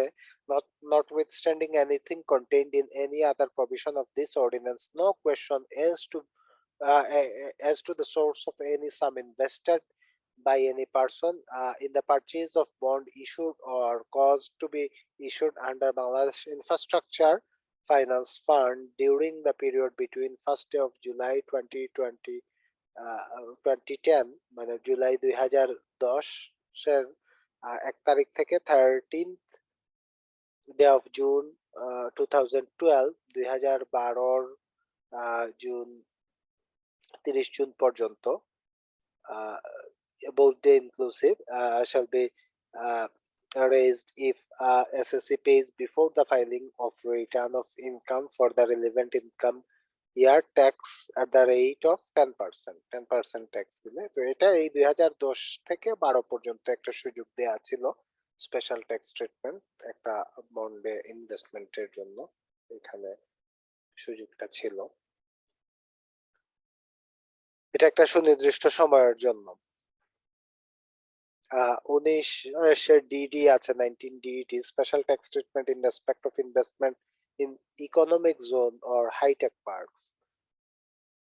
এখানে বলা আছে notwithstanding anything contained in this ordinance or any other law for the time being in force, no question shall be raised as to the source of any sum invested in any economic zone declared under Section 5 of Bangladesh Orthonoitik Onchol Ain 2010 or in any high-tech park declared under Section 22 of Bangladesh High-Tech Park কর্তৃপক্ষ আইন 2010 for setting up industrial undertaking engaged in producing goods or services therein within the period from 1st day of July 2019 and the 30th day of June 2024, both day inclusive, by a company. If tax at the rate of 10% is paid on the sum so invested before filing the return of the concerned income year. তাহলে এখানে আমরা economic zone এবং hi tech পার্কে যদি কোনো company বিনিয়োগ করে থাকে, এখানে কোনো ব্যক্তি করতে পারবে না, কোনো কোম্পানি যদি বিনিয়োগ করে থাকে তা এবং 10% যদি ট্যাক্স দিয়ে দেয় তা রিটার্ন সাবমিশনের সাথে কিংবা আগে, তাহলে রিটার্ন সাবমিশনের আগেই 10% ট্যাক্স যদি দিয়ে দেয় তাহলে এটার ফান্ডের উৎস সম্পর্কে কোনো কোয়েশন করা যাবে না। এটাই বলা আছে 19 তে। কোনো কোয়েশ্চেন আছে কিনা 19 দিয়ে? ভাই এই যে ট্যাক্স হলিডে বা ইপিজেড এর সাথে এটার সাথে কোনো রিলেশন আছে? যে 3-4 বছর ইকোনমিক জোনের এটা হলিডে অন্য বিষয়। এখানে তো মানে আপনার ইনভেস্টমেন্টের কোয়েশ্চন, মানে আপনার বিনিয়োগের উৎস সম্পর্কে কোয়েশ্চন করবে না। আচ্ছা আচ্ছা হলিডে তো আপনার আয়ের থেকে ট্যাক্সের হিসাব যেটা, আর এখানে হচ্ছে বিনিয়োগের বিষয়টা আছে। আচ্ছা মানে তার মানে তারা একটা মানে ইন্ডিভিজুয়াল কোনো ব্যক্তির কথা সার্টিফিকেট পর্যন্ত কোনো সুবিধা পাবে না, তাই তো? না, ওইটা অন্য জায়গায় আছে, মানে ট্যাক্স রেটের কোম্পানির ক্ষেত্রে প্রযোজ্য না স্যার। হ্যাঁ, কোম্পানির ক্ষেত্রে প্রযোজ্য। রাতুল ভাই যেটা বলছেন, আমরা ইনভেস্টমেন্ট শব্দটা কিন্তু ইনভেস্টমেন্ট। আচ্ছা আচ্ছা বুঝতে পারছি বুঝতে পারছি। আর আপনি Got it. যেটা বলছেন ওই যে ট্যাক্স হলিডের বিষয়, ওইটা আলাদা।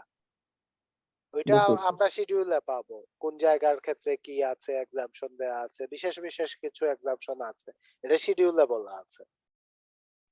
এটা জি কত পার্সেন্ট করে ছাড় পাবেন, কোন সময়ের জন্য পাবেন, প্রথম কয় বছর পাবেন, এটা এবার স্টার্ট আপের ক্ষেত্রেও বলা হয়েছে, মানে কিছু কিছু বিশেষ ক্ষেত্রে এটা। আর আমরা এখন বলছি ইনভেস্টমেন্টের বিষয়টা। জি, জাবের ভাই কিছু বলছিলেন।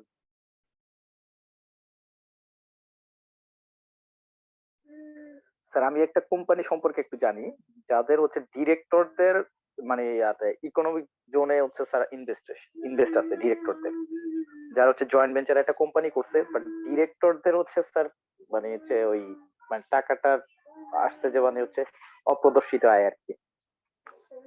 এটা তো এটা তো আইনে তো কোম্পানি বলা আছে, হ্যাঁ কোম্পানি বলা আছে, এখানে পার্সন বলা নাই। পার্সন বললে আবার সব চলে আসতো, কোম্পানিও চলে আসতো, কিংবা এসএসসি বলা নেই। এখানে শব্দটাই বলা আছে বাই এ কোম্পানি। হ্যাঁ স্যার। আর এখানে সরাসরি পার্সন কিভাবে ইনভেস্ট করবেন এইসব এলাকায়? তো মানে কোম্পানি পেয়ে থাকে আমার জানা মতে, কোনো ব্যক্তি তো না সরাসরি। স্যার হচ্ছে ডিরেক্টররা স্যার একটা কোম্পানি রেজ করছে স্যার, হ্যাঁ, তো কয়েকজন কোম্পানি ডিরেক্টর বিনিয়োগ মিলে একটা করেছে। কোম্পানি রেজ করছে। হ্যাঁ ওই কোম্পানির বিনিয়োগের টাকাটাই হচ্ছে গিয়ে কোম্পানিটা স্যার ইকোনমিক জোনে স্যার কোন একটা ইকোনমিক জোনে স্যার ইনভেস্ট করছে। হবে হবে, এটা ইনডাইরেক্টলি হয়ে গেল আপনার ব্যাখ্যায়িত। হ্যাঁ কারণ এখন এটা কি এই সেকশনের আন্ডারে ওনারা? হ্যাঁ, কোম্পানির বিনিয়োগ নিয়ে তো কোনো কোয়েশ্চন করা যাবে না। হ্যাঁ যেহেতু কিন্তু 10% হ্যাঁ tax ডিরেক্টরদের যে মানে টাকাটা আনছে স্যার, এইটা হচ্ছে স্যার অপ্রদর্শিত ডিরেক্টরের ইনভেস্ট। এখন কোম্পানির বিনিয়োগ সম্পর্কে তো কোনো কোয়েশ্চন করা যাবে না, তাই না? তো ডিরেক্টররা কোম্পানির ওনারশিপটা কিভাবে পেলেন, উনাদের অপরদর্শিতা, উনাদের ফাইলে তাহলে এটা দেখাবেন যে কোম্পানিতে উনাদের বিনিয়োগ আছে, এটাই দেখাবেন। আর পার্সোনাল ফাইলে এটা ধরতে পারেন। এখানে একটু গ্যাপ আছে এদের। জি স্যার। হ্যাঁ, কিছু গ্যাপ আছে। ব্যাখ্যা দুই ভাবেই দেয়া যায় এটা। যেহেতু এক জায়গায় ব্যাখ্যায়িত, সেহেতু কোম্পানি তো ডিরেক্টরদের ইনভেস্টমেন্টের মাধ্যমেই এখানে আপনার ইয়ে গঠিত। ওই হিসাবে তবে এখানে কিছুটা সমস্যা আছে, যেহেতু সরাসরি কোম্পানি বলেছে, তো তাই এটার একটা ব্যাখ্যা লাগবে। আচ্ছা স্যার। তাহলে 19 শেষ করলাম, আমরা 19 তে আসেন। 19 তে হচ্ছে আমরা ভলান্টারি ডিসক্লোজার অফ ইনকাম। এখন এখানে একটা 19 টা একটু বড় সেকশন। আমরা অনেকগুলা বিষয়বস্তু সীমিত, কিন্তু অনেকগুলা আছে। এখানে বলা আছে 19E1 A, notwithstanding anything contained in this ordinance, any person A who has not been assessed to tax for previous assessment year or years, and he has not submitted return of income for those year or years, may disclose such income in the respective heads of income income in the return of income along with the income for the current assessment year. তাহলে আগে যদি দেখানো নাও হয় তাহলে current assessment ইয়ারে এটা দেখাতে পারবেন উনি, যদি আগে রিটার্ন সাবমিট না করে থাকেন। or who has assessed to tax for previous assessment year or years and any income has escaped assessment in those assessment or the amount of income assessed is less than the actual income may disclose that income for respective heads of income in the return of income along with the income for the current assessment year. তাহলে এ এবং B দুইটাতেই বলা আছে যে কেউ যদি আগে return না দিয়ে থাকে তাহলেও আগের ইনকামটা কারেন্ট ইয়ারে দেখাতে পারবে, যদি দিয়ে থাকে আগে আয়টা গোপন করেছিল এবছর দেখিয়ে দিতে পারবে, কোনো অসুবিধা নাই এখানে। এ এবং বি তে বলা আছে ওয়ানে। টুতে বলা আছে return of income mentioned in subsection 1 shall be treated as valid. এটা ভ্যালিড ট্রিট হবে কিভাবে? if the SSE pays before the submission of return 1 tax payable at applicable rate extra pay করতে হবে on total income including such income under respective heads of income, and 2 penalty at the rate of 10% of tax proportionate to such income under respective head of income. তাহলে 10% ওইটুকু income এর উপরে আপনি আরো penalty 10% যদি দিয়ে দেন তাহলে return of income mentioned in subsection 1 shall be treated as valid. এটা ভ্যালিড হয়ে যাবে। রিটার্ন সাবমিশনের আগে আপনার ট্যাক্স দিতে হবে অ্যাপ্লিকেবল রেট অনুযায়ী এবং 10% আপনি পেনাল্টি দেবেন। B, the return of income is submitted within the time specified in subsection 5 of section 75. 75 এর subsection 5 এ উল্লেখিত সময়ের মধ্যে যদি দেন, and a declaration is enclosed with the return of income in respect of the following: name of the person declaring, head of declared income and amount thereof, and 3 amount of tax and penalty paid thereof. তাহলে একটা ডিক্লারেশনও দিতে হবে, এখানে পার্সনের নাম লিখতে হবে, declaration যিনি দিচ্ছেন এবং বলতে হবে কোন হেডে কত টাকা ইনকাম উনি এই সাবসেকশন 1 অনুযায়ী দিচ্ছেন এবং কত টাকা ট্যাক্স এবং পেনাল্টি এটার জন্য দিচ্ছেন, এই বিষয়টা উল্লেখ করে একটা ডিক্লারেশন দিতে হবে। তাহলে এই হচ্ছে আমরা যদি আগে কিছু গোপন করে থাকি তাহলে ভলান্টারি ডিসক্লোজার অফ ইনকাম। তাহলে এখন দেখিয়ে দিলাম আমরা যে না এই ইনকামটা এবছরই দেখিয়ে দিলাম 10% আমি ট্যাক্স বেশি দিলাম দেখাতে গিয়ে।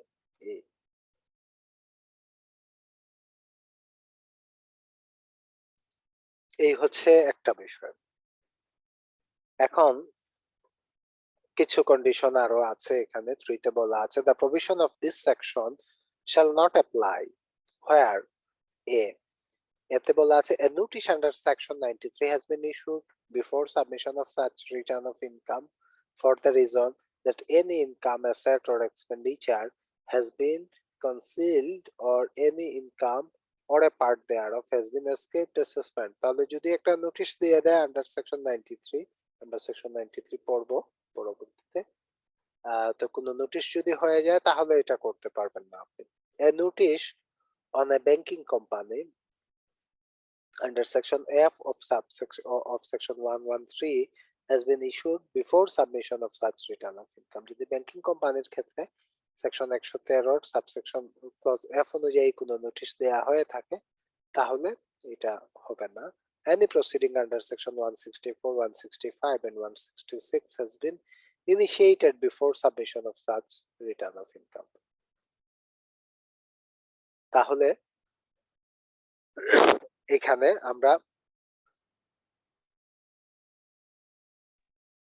আমরা দেখলাম যে এই কারণে আমরা যেটা আমরা আগে দেখেছিলাম 19 পেন্টাবিতে দেখেছিলাম আমরা এটা দিতে পারবো না ডিক্লারেশনটা 19 এর ই ধারায়।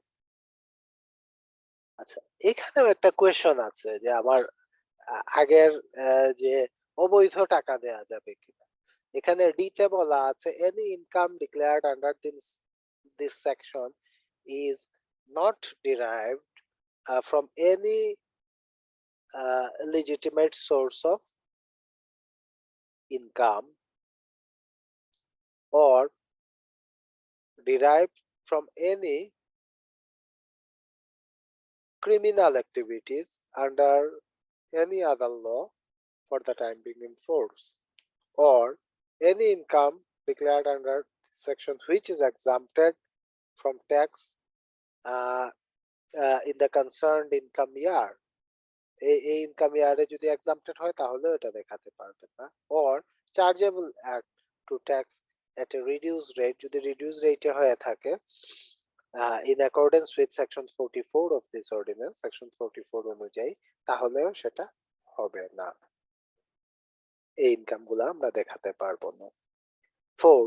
The income shown under this section may be invested in any income generating activities or any sector including the following. এখানে যে ইনকাম গুলা এই সেকশনে বলা আছে এগুলা ইনভেস্ট করা যেতে পারে এই সেক্টরে। মেবি এখানে আসলে করতে হবে তার কোনো কথা বলা নাই। The income shown under this section may be invested in any income generating activities, তো থাকতে পারে industrial undertaking including its expansion, balancing modernization, renovation and extension of an existing industry building or apartment or land, building or apartment or land, securities listed with a stock exchange in Bangladesh, or any trade, commercial or industrial venture engaged in production of goods or services. তো এখানে এই বিষয়টা বলা আছে যে এটা invest করা যেতে পারে। এই পরিমাণ অর্থ যে ক্যাশে থাকবে তা কিন্তু না, এটাই আমাদের এখানে শেষে এই জায়গাতে বলা আছে। আমরা এটা এই অংশটুকু এখানে বলা আছে শেষে। তো এই হচ্ছে সেকশন 19E। সেকশন 19E তে কোনো কোয়েশ্চন আছে কিনা কারো?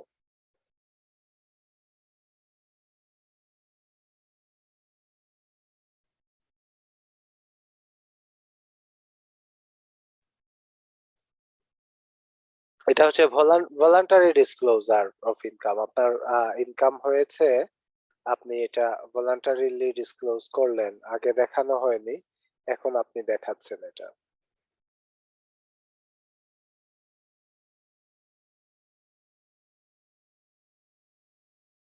কোনো কোয়েশ্চন আছে কিনা এখানে? জাকির ভাই ক্লিয়ার কিনা এটা?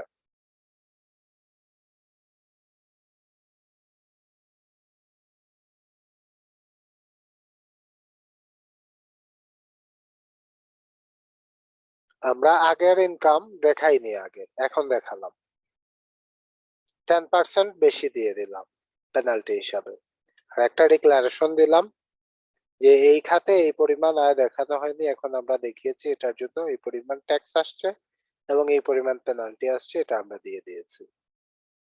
তবে যদি সেকশন 93 এর অধীনে কিছু কোনো কার্যক্রম গৃহীত থাকে তাহলে সেটা আমরা দিতে পারবো।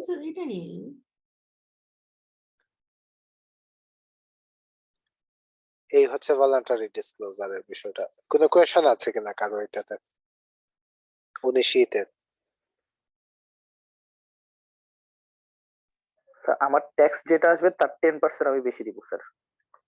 ওইটুকু অংশের ট্যাক্সের উপরে 10% বেশি দেবেন। মনে করেন অপ্রদর্শিত আয় যেটা। হ্যাঁ, যেটা আগে প্রদর্শন করা হয়নি ওইটা। মনে করেন আপনার হাউস প্রপার্টি ইনকাম গত বছর আপনি 50,000 টাকা কম দেখিয়েছেন ফর এক্সাম্পল। এবছর আপনি দেখলেন যে না, ওই 50,000 টাকা তো গত বছর আমি কম দেখিয়েছি, এবছর এটা দেখিয়ে দেই। তো এবছর 50,000 টাকা আপনি দেখাবেন হাউস প্রপার্টি ইনকামের ক্ষেত্রে। দেখানোর পরে এটার উপরে আপনি ট্যাক্স দেবেন 50,000 টাকা উপরে, এবং 10%, 50,000 টাকার উপরে যে ট্যাক্স আসে আর কি, এটার উপরে আবার 10% পেনাল্টি দেবেন। এই শেষ। এটা ব্যবসা খাতে হতে পারে, আবার এটা আপনি ল্যান্ডে ইনভেস্ট করতে পারেন, বিল্ডিং অ্যাপার্টমেন্টে ইনভেস্টেড হতে পারে। স্যার এটা কি আলাদা নোটে দেখাতে হবে, এই যে 10% যে বেশি দেখাবো? হ্যাঁ, এটা হিসাব করে আলাদা দিতে হবে। ইন্টারেস্ট কারণ কিংবা পেনাল্টি দেওয়ার যে একটা জায়গা আছে না রিটার্ন ফর্মে, পার্ট 2 তে ওই জায়গাতে আপনি দেখাবেন এটা। ট্যাক্স রিটার্নে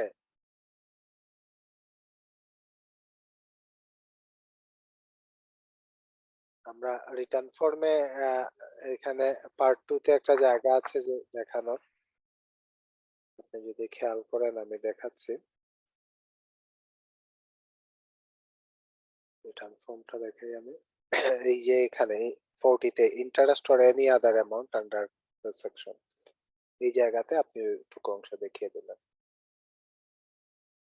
আপনি যে খাতে আয় হয় ওই খাতে লিখবেন, কিন্তু একটা ডিক্লারেশন দেবেন এটার জন্য আলাদা।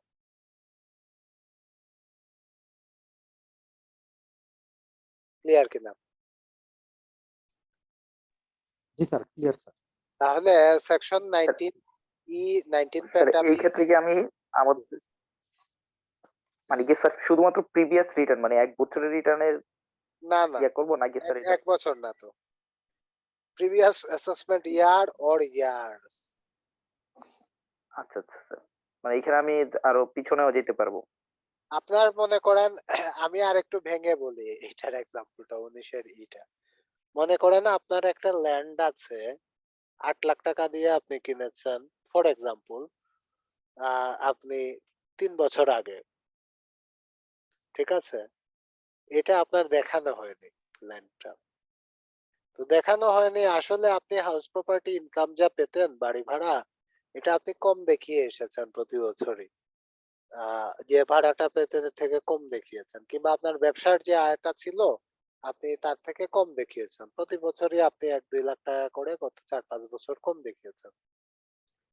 দেখিয়ে আপনার যে টাকাটা আসলে জমেছিল ওই টাকা দিয়ে আপনি কিনেছেন ওই ল্যান্ড কিংবা ওই অ্যাসেটটা, হ্যাঁ, কিংবা ওইখানে আপনার কোনো জায়গায় কোনো বিনিয়োগ আপনার ছিল। তো এখানে আপনার আপনি এই সেকশনে 19 এর তে আপনি যদি দেখান যে আপনি এই বছরে এই টাকাটা আয় করেছিলেন এই খাতে, কিন্তু আপনার এটা দেখানো হয়নি, আপনি এখন দেখালেন, আপনি এটার উপরে অ্যাপ্লিকেবল রেটে ট্যাক্স দিলেন এবং আপনি 10% পেনাল্টি দিলেন, দিয়ে আপনার যে টাকাটা আসলো এই টাকাটা আপনি ফাইলে অ্যাড হলো এবং আপনি ওইদিকে অ্যাডজাস্ট করে নিলেন।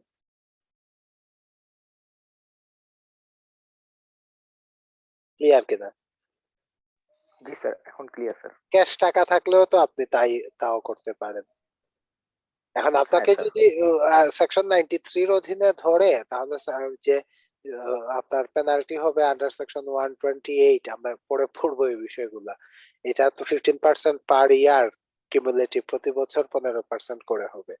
আপনি যদি ভলান্টারি মানে ভলান্টারি ডিসক্লোজার দিয়ে দেন ইনকামের, তাহলে আপনার জন্য এটা লাভজনক।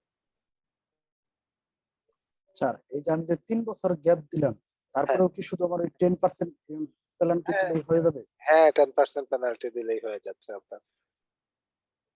আপনাকে তো ধরেনি, ধরার আগেই আপনি দিয়ে দিচ্ছেন।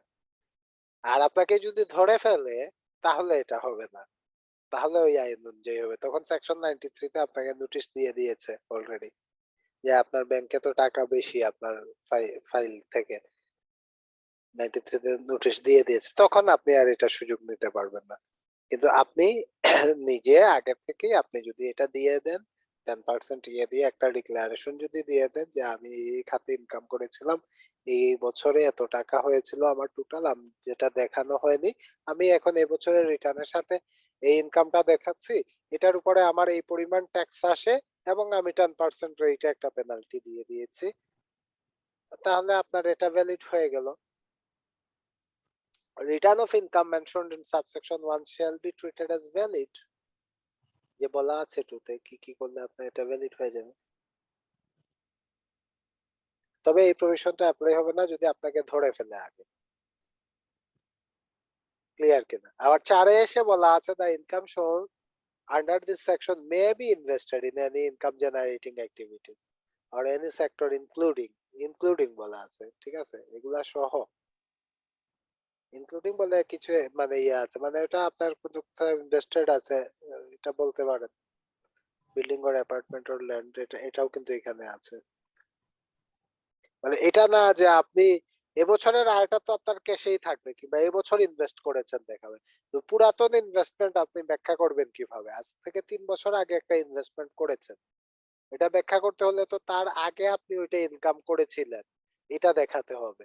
তাহলে এটা আপনি এই বছরে যদি দেখিয়ে দেন আপনি তার আগে ইনকাম করেছিলেন, করে ওই বছর আপনি এটা কিনেছেন, তো আপনি এই বছর ট্যাক্স দিয়ে দিলেন ওই ইনকামের এবং 10% আপনি পেনাল্টি দিয়ে দিলেন, তাহলে আপনার এটা বৈধ হয়ে গেল।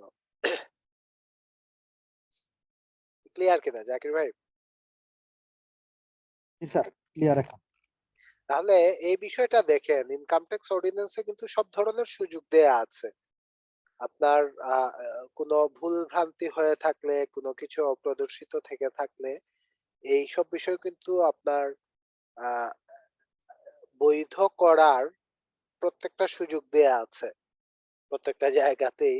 সেকশন 19-এ আমরা যে বিষয়গুলা দেখলাম প্রথমে, যদি কিছু পেয়ে যায় অতিরিক্ত তাহলে এটা আপনার ইনকাম হিসাবে ধরে নেবে। 19 পেন্টা বি এবং 19 তে এসে আমরা দেখলাম যে না, আমাদেরও কিছু সুযোগ আছে ট্যাক্স দিয়ে এই বিষয়গুলা আমাদের আহ, মানে বৈধ করা কিংবা আমাদের ডিসক্লোজার দেয়া এই বিষয়ে। ডিসক্লোজ থাকলে এটাগুলাকে ডিসক্লোজ করা।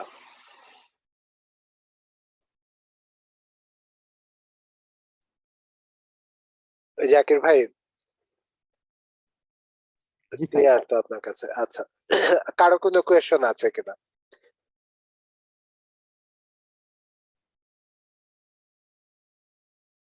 এটা কিন্তু একটা সহজ আইন, সুন্দর আইন এটা। রাতুল ভাই, ডিসিটি কত বছর পর্যন্ত ব্যাক অডিট করতে পারে? 5 বছর? আপনি মানে অ্যাপ্রুভাল সহ 7 বছর ধরেন। 7 বছর অডিট না? তো করতে পারবে না, রিওপেন করতে পারবে। অডিট তো 1 বছরই করতে পারবে। মানে ব্যাক যেতে পারবে আর কি। হ্যাঁ, ওটা 7 বছর। সেকশন 93 তে ডিটেইল আলোচনা আছে আমার করা। রেকর্ডেড তার মানে আমরা আবার 8 বছর, মানে কোন একটা ল্যান্ড যদি আমি 8 বছর অপ্রদর্শিত থাকে, তাহলে ভাই ওটা কি 7 ইয়ার্স কাউন্ট করবে না 8 বছর থেকে কাউন্ট করবে? না, আপনার যদি ল্যান্ড অপ্রদর্শিত থাকে তাহলে এটা তো আপনার অপ্রদর্শিতই আছে, এটা তো আর 8 বছরের ফাইল ওপেন করতে হবে না। আপনি কারেন্ট ইয়ারেই তো আপনার ফাইলে দেখা যাবে এটা প্রদর্শিত না, আপনি তো কারেন্ট ইয়ারেই আপনি ধরা খাবেন। না, আমি যদি করি, সাপোজ যে প্রদর্শিত করি, তাহলে সেটা কি মানে গোড়া থেকে ক্যালকুলেশন শুরু করবে পেনাল্টিটা, না? যে বছর আপনাকে ধরবে ওই বছর থেকে করবে। আচ্ছা আচ্ছা, ঠিক আছে। কনসিলমেন্টটা যে বছর হবে ওই বছর থেকে করবে। এবং পেনাল্টি তো 15% করে, আপনার প্রতি বছর হলে 5 বছরে তো আপনার মানে 75% হয়ে যায় ট্যাক্সের। হুম। এর উপরে আবার ইন্টারেস্ট আছে 10% করে 2 বছরে। তো মানে অনেক বেশি হয়। এর থেকে আপনি যদি 19-এর ইতে যদি আপনি দিয়ে দেন ডিক্লারেশন, ভলান্টারি দিয়ে দিলে আরো কম পাবো। আপনার মানে ঝামেলা নেই এখানে। হুম। ভলান্টারি ডিক্লারেশন দিয়ে দিলে শেষ কাজ, আপনার এটা হয়ে যায়। তো আমাদের মূলত যারা আমরা পরামর্শ দেই, আমরা যদি এই বিষয়গুলা পরামর্শ না দেই তখন আসে যে এটা দেখাবেন না, এটা দেখালে অসুবিধা হবে। এটা না বলে বলতে হবে যে আপনি তো এই অংশটুকু আগে দেখাননি, আপনাকে এটা দেখাতে হবে, এটা ডিসক্লোজার দিতে হবে। এই পরিমাণ আয় আপনি কোথা থেকে করেছেন এই খাতে আপনি যদি দেখান তাহলে এত খাতগুলা আলাদা করে দিলেন এবং এত টাকা ইনকাম হয়েছে আপনার, এত টাকার উপরে এত টাকা এই বছরের হিসাবে ট্যাক্স আসবে এবং এত টাকা জরিমানা দিতে হবে, আপনার পেনাল্টি দিতে হবে, দিয়ে আপনার এইটুকু অংশ বৈধ হয়ে যাবে, কোনো অসুবিধা নেই। আপনি আগে ট্যাক্স দেননি, এবছর ট্যাক্স দিয়ে দিলেন, তাহলেই তো হলো।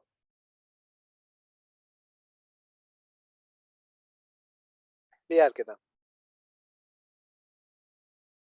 দিবস।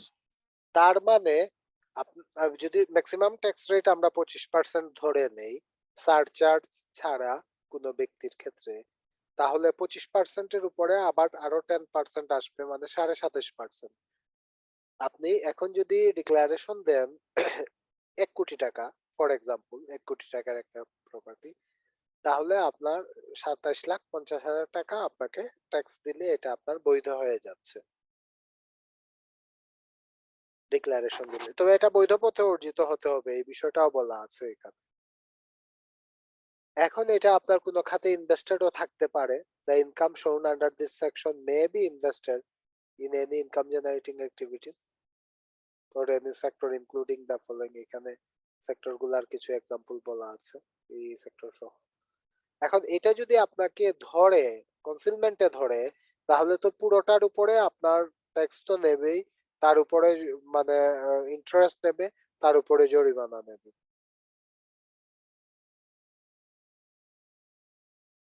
তাই কোনো মানে সেকশন 93 তে কোনো নোটিশ হওয়ার আগেই আমরা যদি ভলান্টারি ডিসক্লোজার দিয়ে দিই সেক্ষেত্রে সুবিধা।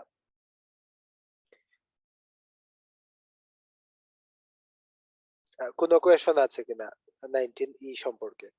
এটাই মূল ধারা এখানে, 19 পেন্টাবি এবং 19E, বাকিগুলো ছোট ছোট ধারা, এগুলো আমরা মানে এত গুরুত্বপূর্ণ না।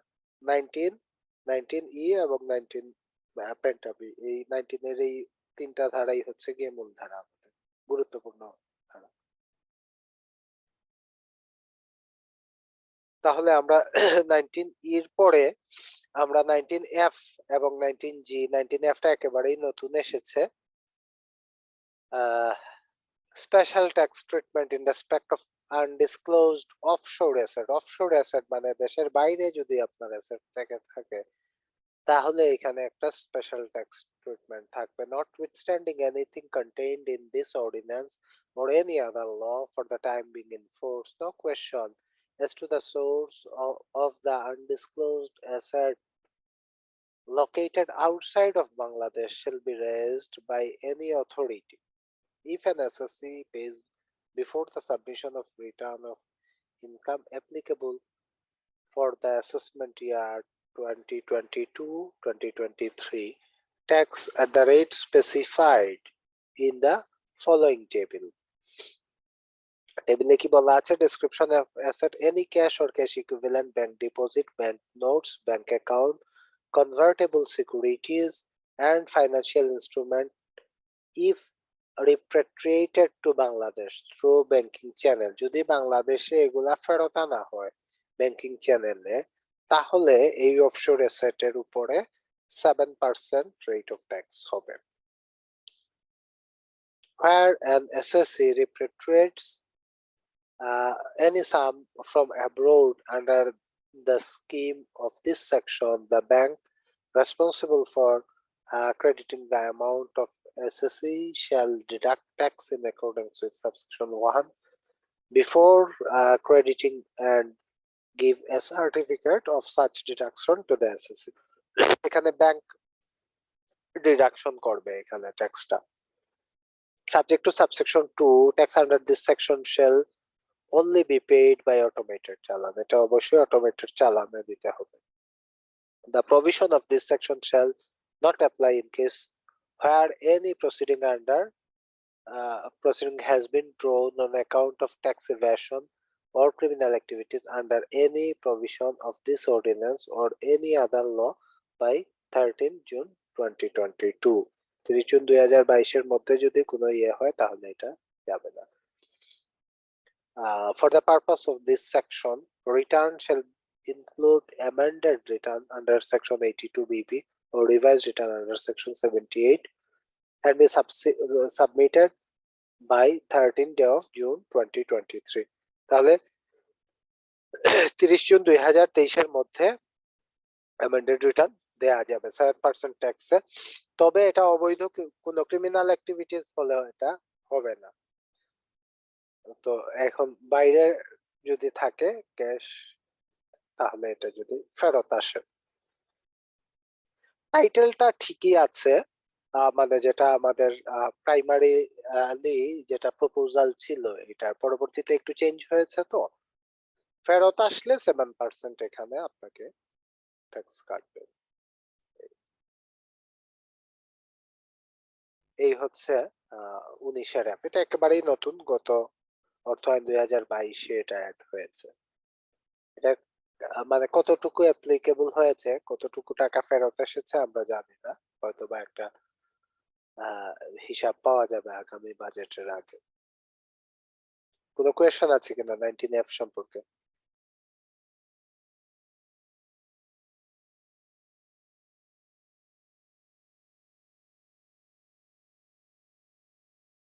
না থাকলে আমি পরেরটাতে যাচ্ছি। 19G, penalty of any offshore asset not disclosed in the return without prejudice to any other liability which may incur under any other provision of this ordinance or any other law for the time being in force, where any person being a resident Bangladeshi is found to be the owner of any offshore asset not disclosed in the return, and the SSC offers no explanation about the nature and source thereof, or the explanation offered is not satisfactory, the Deputy Commissioner of Taxes shall, after ensuring a reasonable opportunity of being heard, proceed to recover from such person the amount of penalty equal to the fair value of such offshore asset. তাহলে কোন resident বাংলাদেশের যদি পাওয়া যায় বাইরে, বাংলাদেশি না হলে কিংবা রেসিডেন্ট না হলে এখানে এই বিষয়টা আসবে না। বাইরে যদি কোনো অ্যাসেট পাওয়া যায় তাহলে এখানে ইয়েটা আসবে, পেনাল্টিটা আসবে। To the Deputy Commissioner of Taxes shall have the authority to recover the penalty under this section by confiscating or selling any asset held by or on behalf of the association, যে কোনো ইয়ে বিক্রি করেই Deputy Commissioner of Taxes recover করতে পারেন। The Deputy Commissioner of Taxes shall have power to conduct an offshore investigation where he has reason to believe that an SSC has offshore assets not disclosed in the return. ডিসিটি চাইলে একটা offshore ইনভেস্টিগেশনও চালাতে পারেন, মানে inspector পাঠাতে পারেন দেখার জন্য, where he has reason to believe যদি থাকে, বিশ্বাস করার কারণ থাকে যে the SSC has offshore assets not disclosed in the return.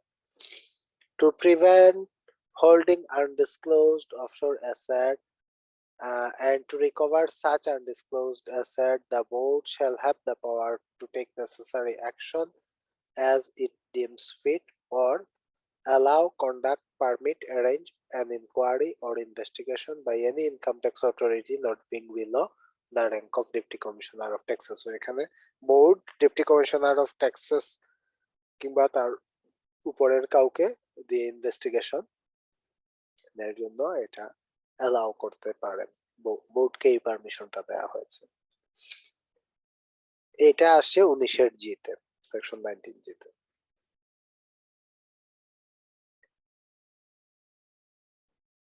এই হচ্ছে আমাদের এটার প্রস্তাবনা কিন্তু আলাদা ছিল। আমরা যেটা পড়লাম সেকশন 19F এর প্রস্তাবনা একটু ডিফারেন্ট ছিল, যেটা নিয়ে আমাদের অনেকেরই আপত্তি ছিল। আপত্তির প্রেক্ষিতে এখানে এটা চেঞ্জ হয়েই এসেছে। মূলত যে প্রস্তাবনা ছিল ওই প্রস্তাবনায় এখানে বাইরে অ্যাসেট থাকলে এখানে ট্যাক্স দিয়ে দিলে দেখানোর সুযোগটা ছিল, এই বিষয়টাই প্রথমে ছিল। তো এখন শুধুমাত্র ফেরত আনলে আপনি ট্যাক্স দেওয়ার যে বিষয়টা আছে এটা আছে, ফেরত যদি নিয়ে আসেন, কিন্তু বাইরে থাকলে এখানে ট্যাক্স দিয়ে এটা বৈধ করবেন আর বাইরের দেশে দেখাবেন যে আপনার এটা বৈধ সম্পদ, এই বিষয়টা বন্ধ রাখা হয়েছে। কিন্তু ভাই ডুয়াল সিটিজেন হলে এই পেনাল্টির বিষয়টা আসবে না। আপনি যদি নন রেসিডেন্ট বাংলাদেশি হন, ডুয়াল সিটিজেনে আপনি যদি রেসিডেন্ট স্ট্যাটাস থাকে বাংলাদেশে তাহলে হবে না। হ্যাঁ, রেসিডেন্ট বাংলাদেশি বলা আছে। আমি যদি ওইখানে ট্যাক্স দিয়ে থাকি তাহলে ডবল ট্যাক্স হয়ে গেল না? এখানে ডিসক্লোজ করেননি আপনি, এটা ডিসক্লোজ করবেন, ওইখানে ট্যাক্স দেখাবেন এখানে। আচ্ছা, আপনি ওইখানে এখানে দেখাতে, হ্যাঁ দেখাতে হবে। এটা মূলত আমি আলোচনার শুরুতে একটা বিষয় বলেছিলাম যে বাইরে যেসব অবৈধ সম্পদ আছে বাংলাদেশিদের, এগুলা একটা সময় ওই সব দেশ ক্রুক করে ফেলবে, এই যে এটা বৈধ সোর্সের না বলে। এটা বৈধ দেখানোর একমাত্র উপায় হচ্ছে বাংলাদেশের ট্যাক্স রিটার্নে যদি আপনার দেখানো থাকে এই সম্পদটা, তাহলে আপনি ওই জায়গায় প্রমাণ করতে পারবেন যে না এটা আমার বৈধ। আর বাংলাদেশে আপনার ট্যাক্স রিটার্নে যদি এটা দেখানো না থাকে, আপনার মনে করেন আপনি একজন বাংলাদেশি রেসিডেন্ট, আপনার ফর এক্সাম্পল দুবাইয়ে আপনার একটা অ্যাপার্টমেন্ট আছে, কিংবা কানাডায় একটা অ্যাপার্টমেন্ট আছে, কিংবা আমেরিকায় একটা অ্যাপার্টমেন্ট আছে, এটা বাংলাদেশে দেখানো নেই, সেক্ষেত্রে আপনাকে ওই দেশের আইন তো আপনাকে ধরবে যে এটা আপনার বৈধ উপায়ে অর্জিত কিনা।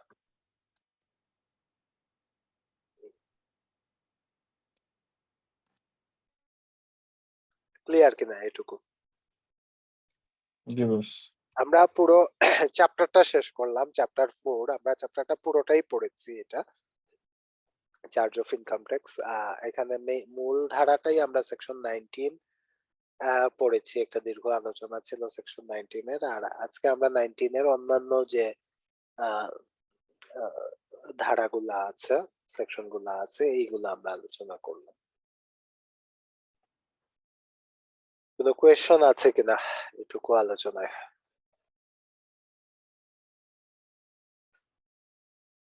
কারো কোনো কোয়েশ্চন না থাকলে আজকের আলোচনা শেষ করব আমরা। এরপরে আমরা চলে যাব tax deduction, payment of tax before অ্যাসেসমেন্টে আমরা যে টিডিএস, এআইটি এইসব বিষয়গুলো নিয়ে আমরা আলোচনা করব সামনের ইয়েতে। অনেকগুলা ধারা আছে এখানে, আমরা যদি দেখি সেকশন 48 থেকে শুরু করে অনেকগুলা ধারা আছে এখানে, সেকশন 74 পর্যন্ত।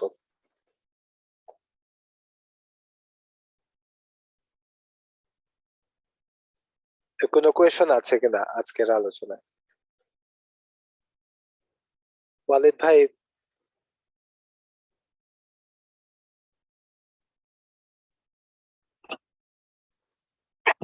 সালাম আলাইকুম।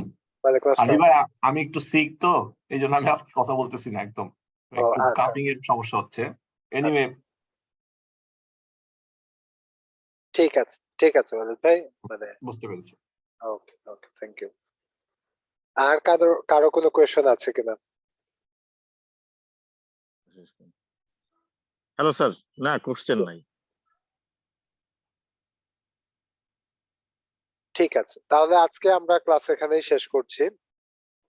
আমাদের আলোচনা আমরা ট্যাক্স ডিডাকশন এট সোর্স এবং অ্যাডভান্স ইনকাম ট্যাক্স নিয়ে আমরা আগামী ক্লাসে আলোচনা কন্টিনিউ করব ইনশাআল্লাহ। আপনাদের অনেক ধন্যবাদ আজকের ক্লাসে অ্যাক্টিভলি পার্টিসিপেট করার জন্য। আগামী ক্লাসে আমরা আমাদের আলোচনা ট্যাক্স ডিডাকশন এট সোর্স এবং অ্যাডভান্স ইনকাম ট্যাক্স এর আলোচনা কন্টিনিউ করব। আজকের মতো ক্লাস এখানেই সমাপ্তি ঘোষণা করছি। আসসালামু আলাইকুম ওয়া রাহমাতুল্লাহি ওয়া বারাকাতুহু।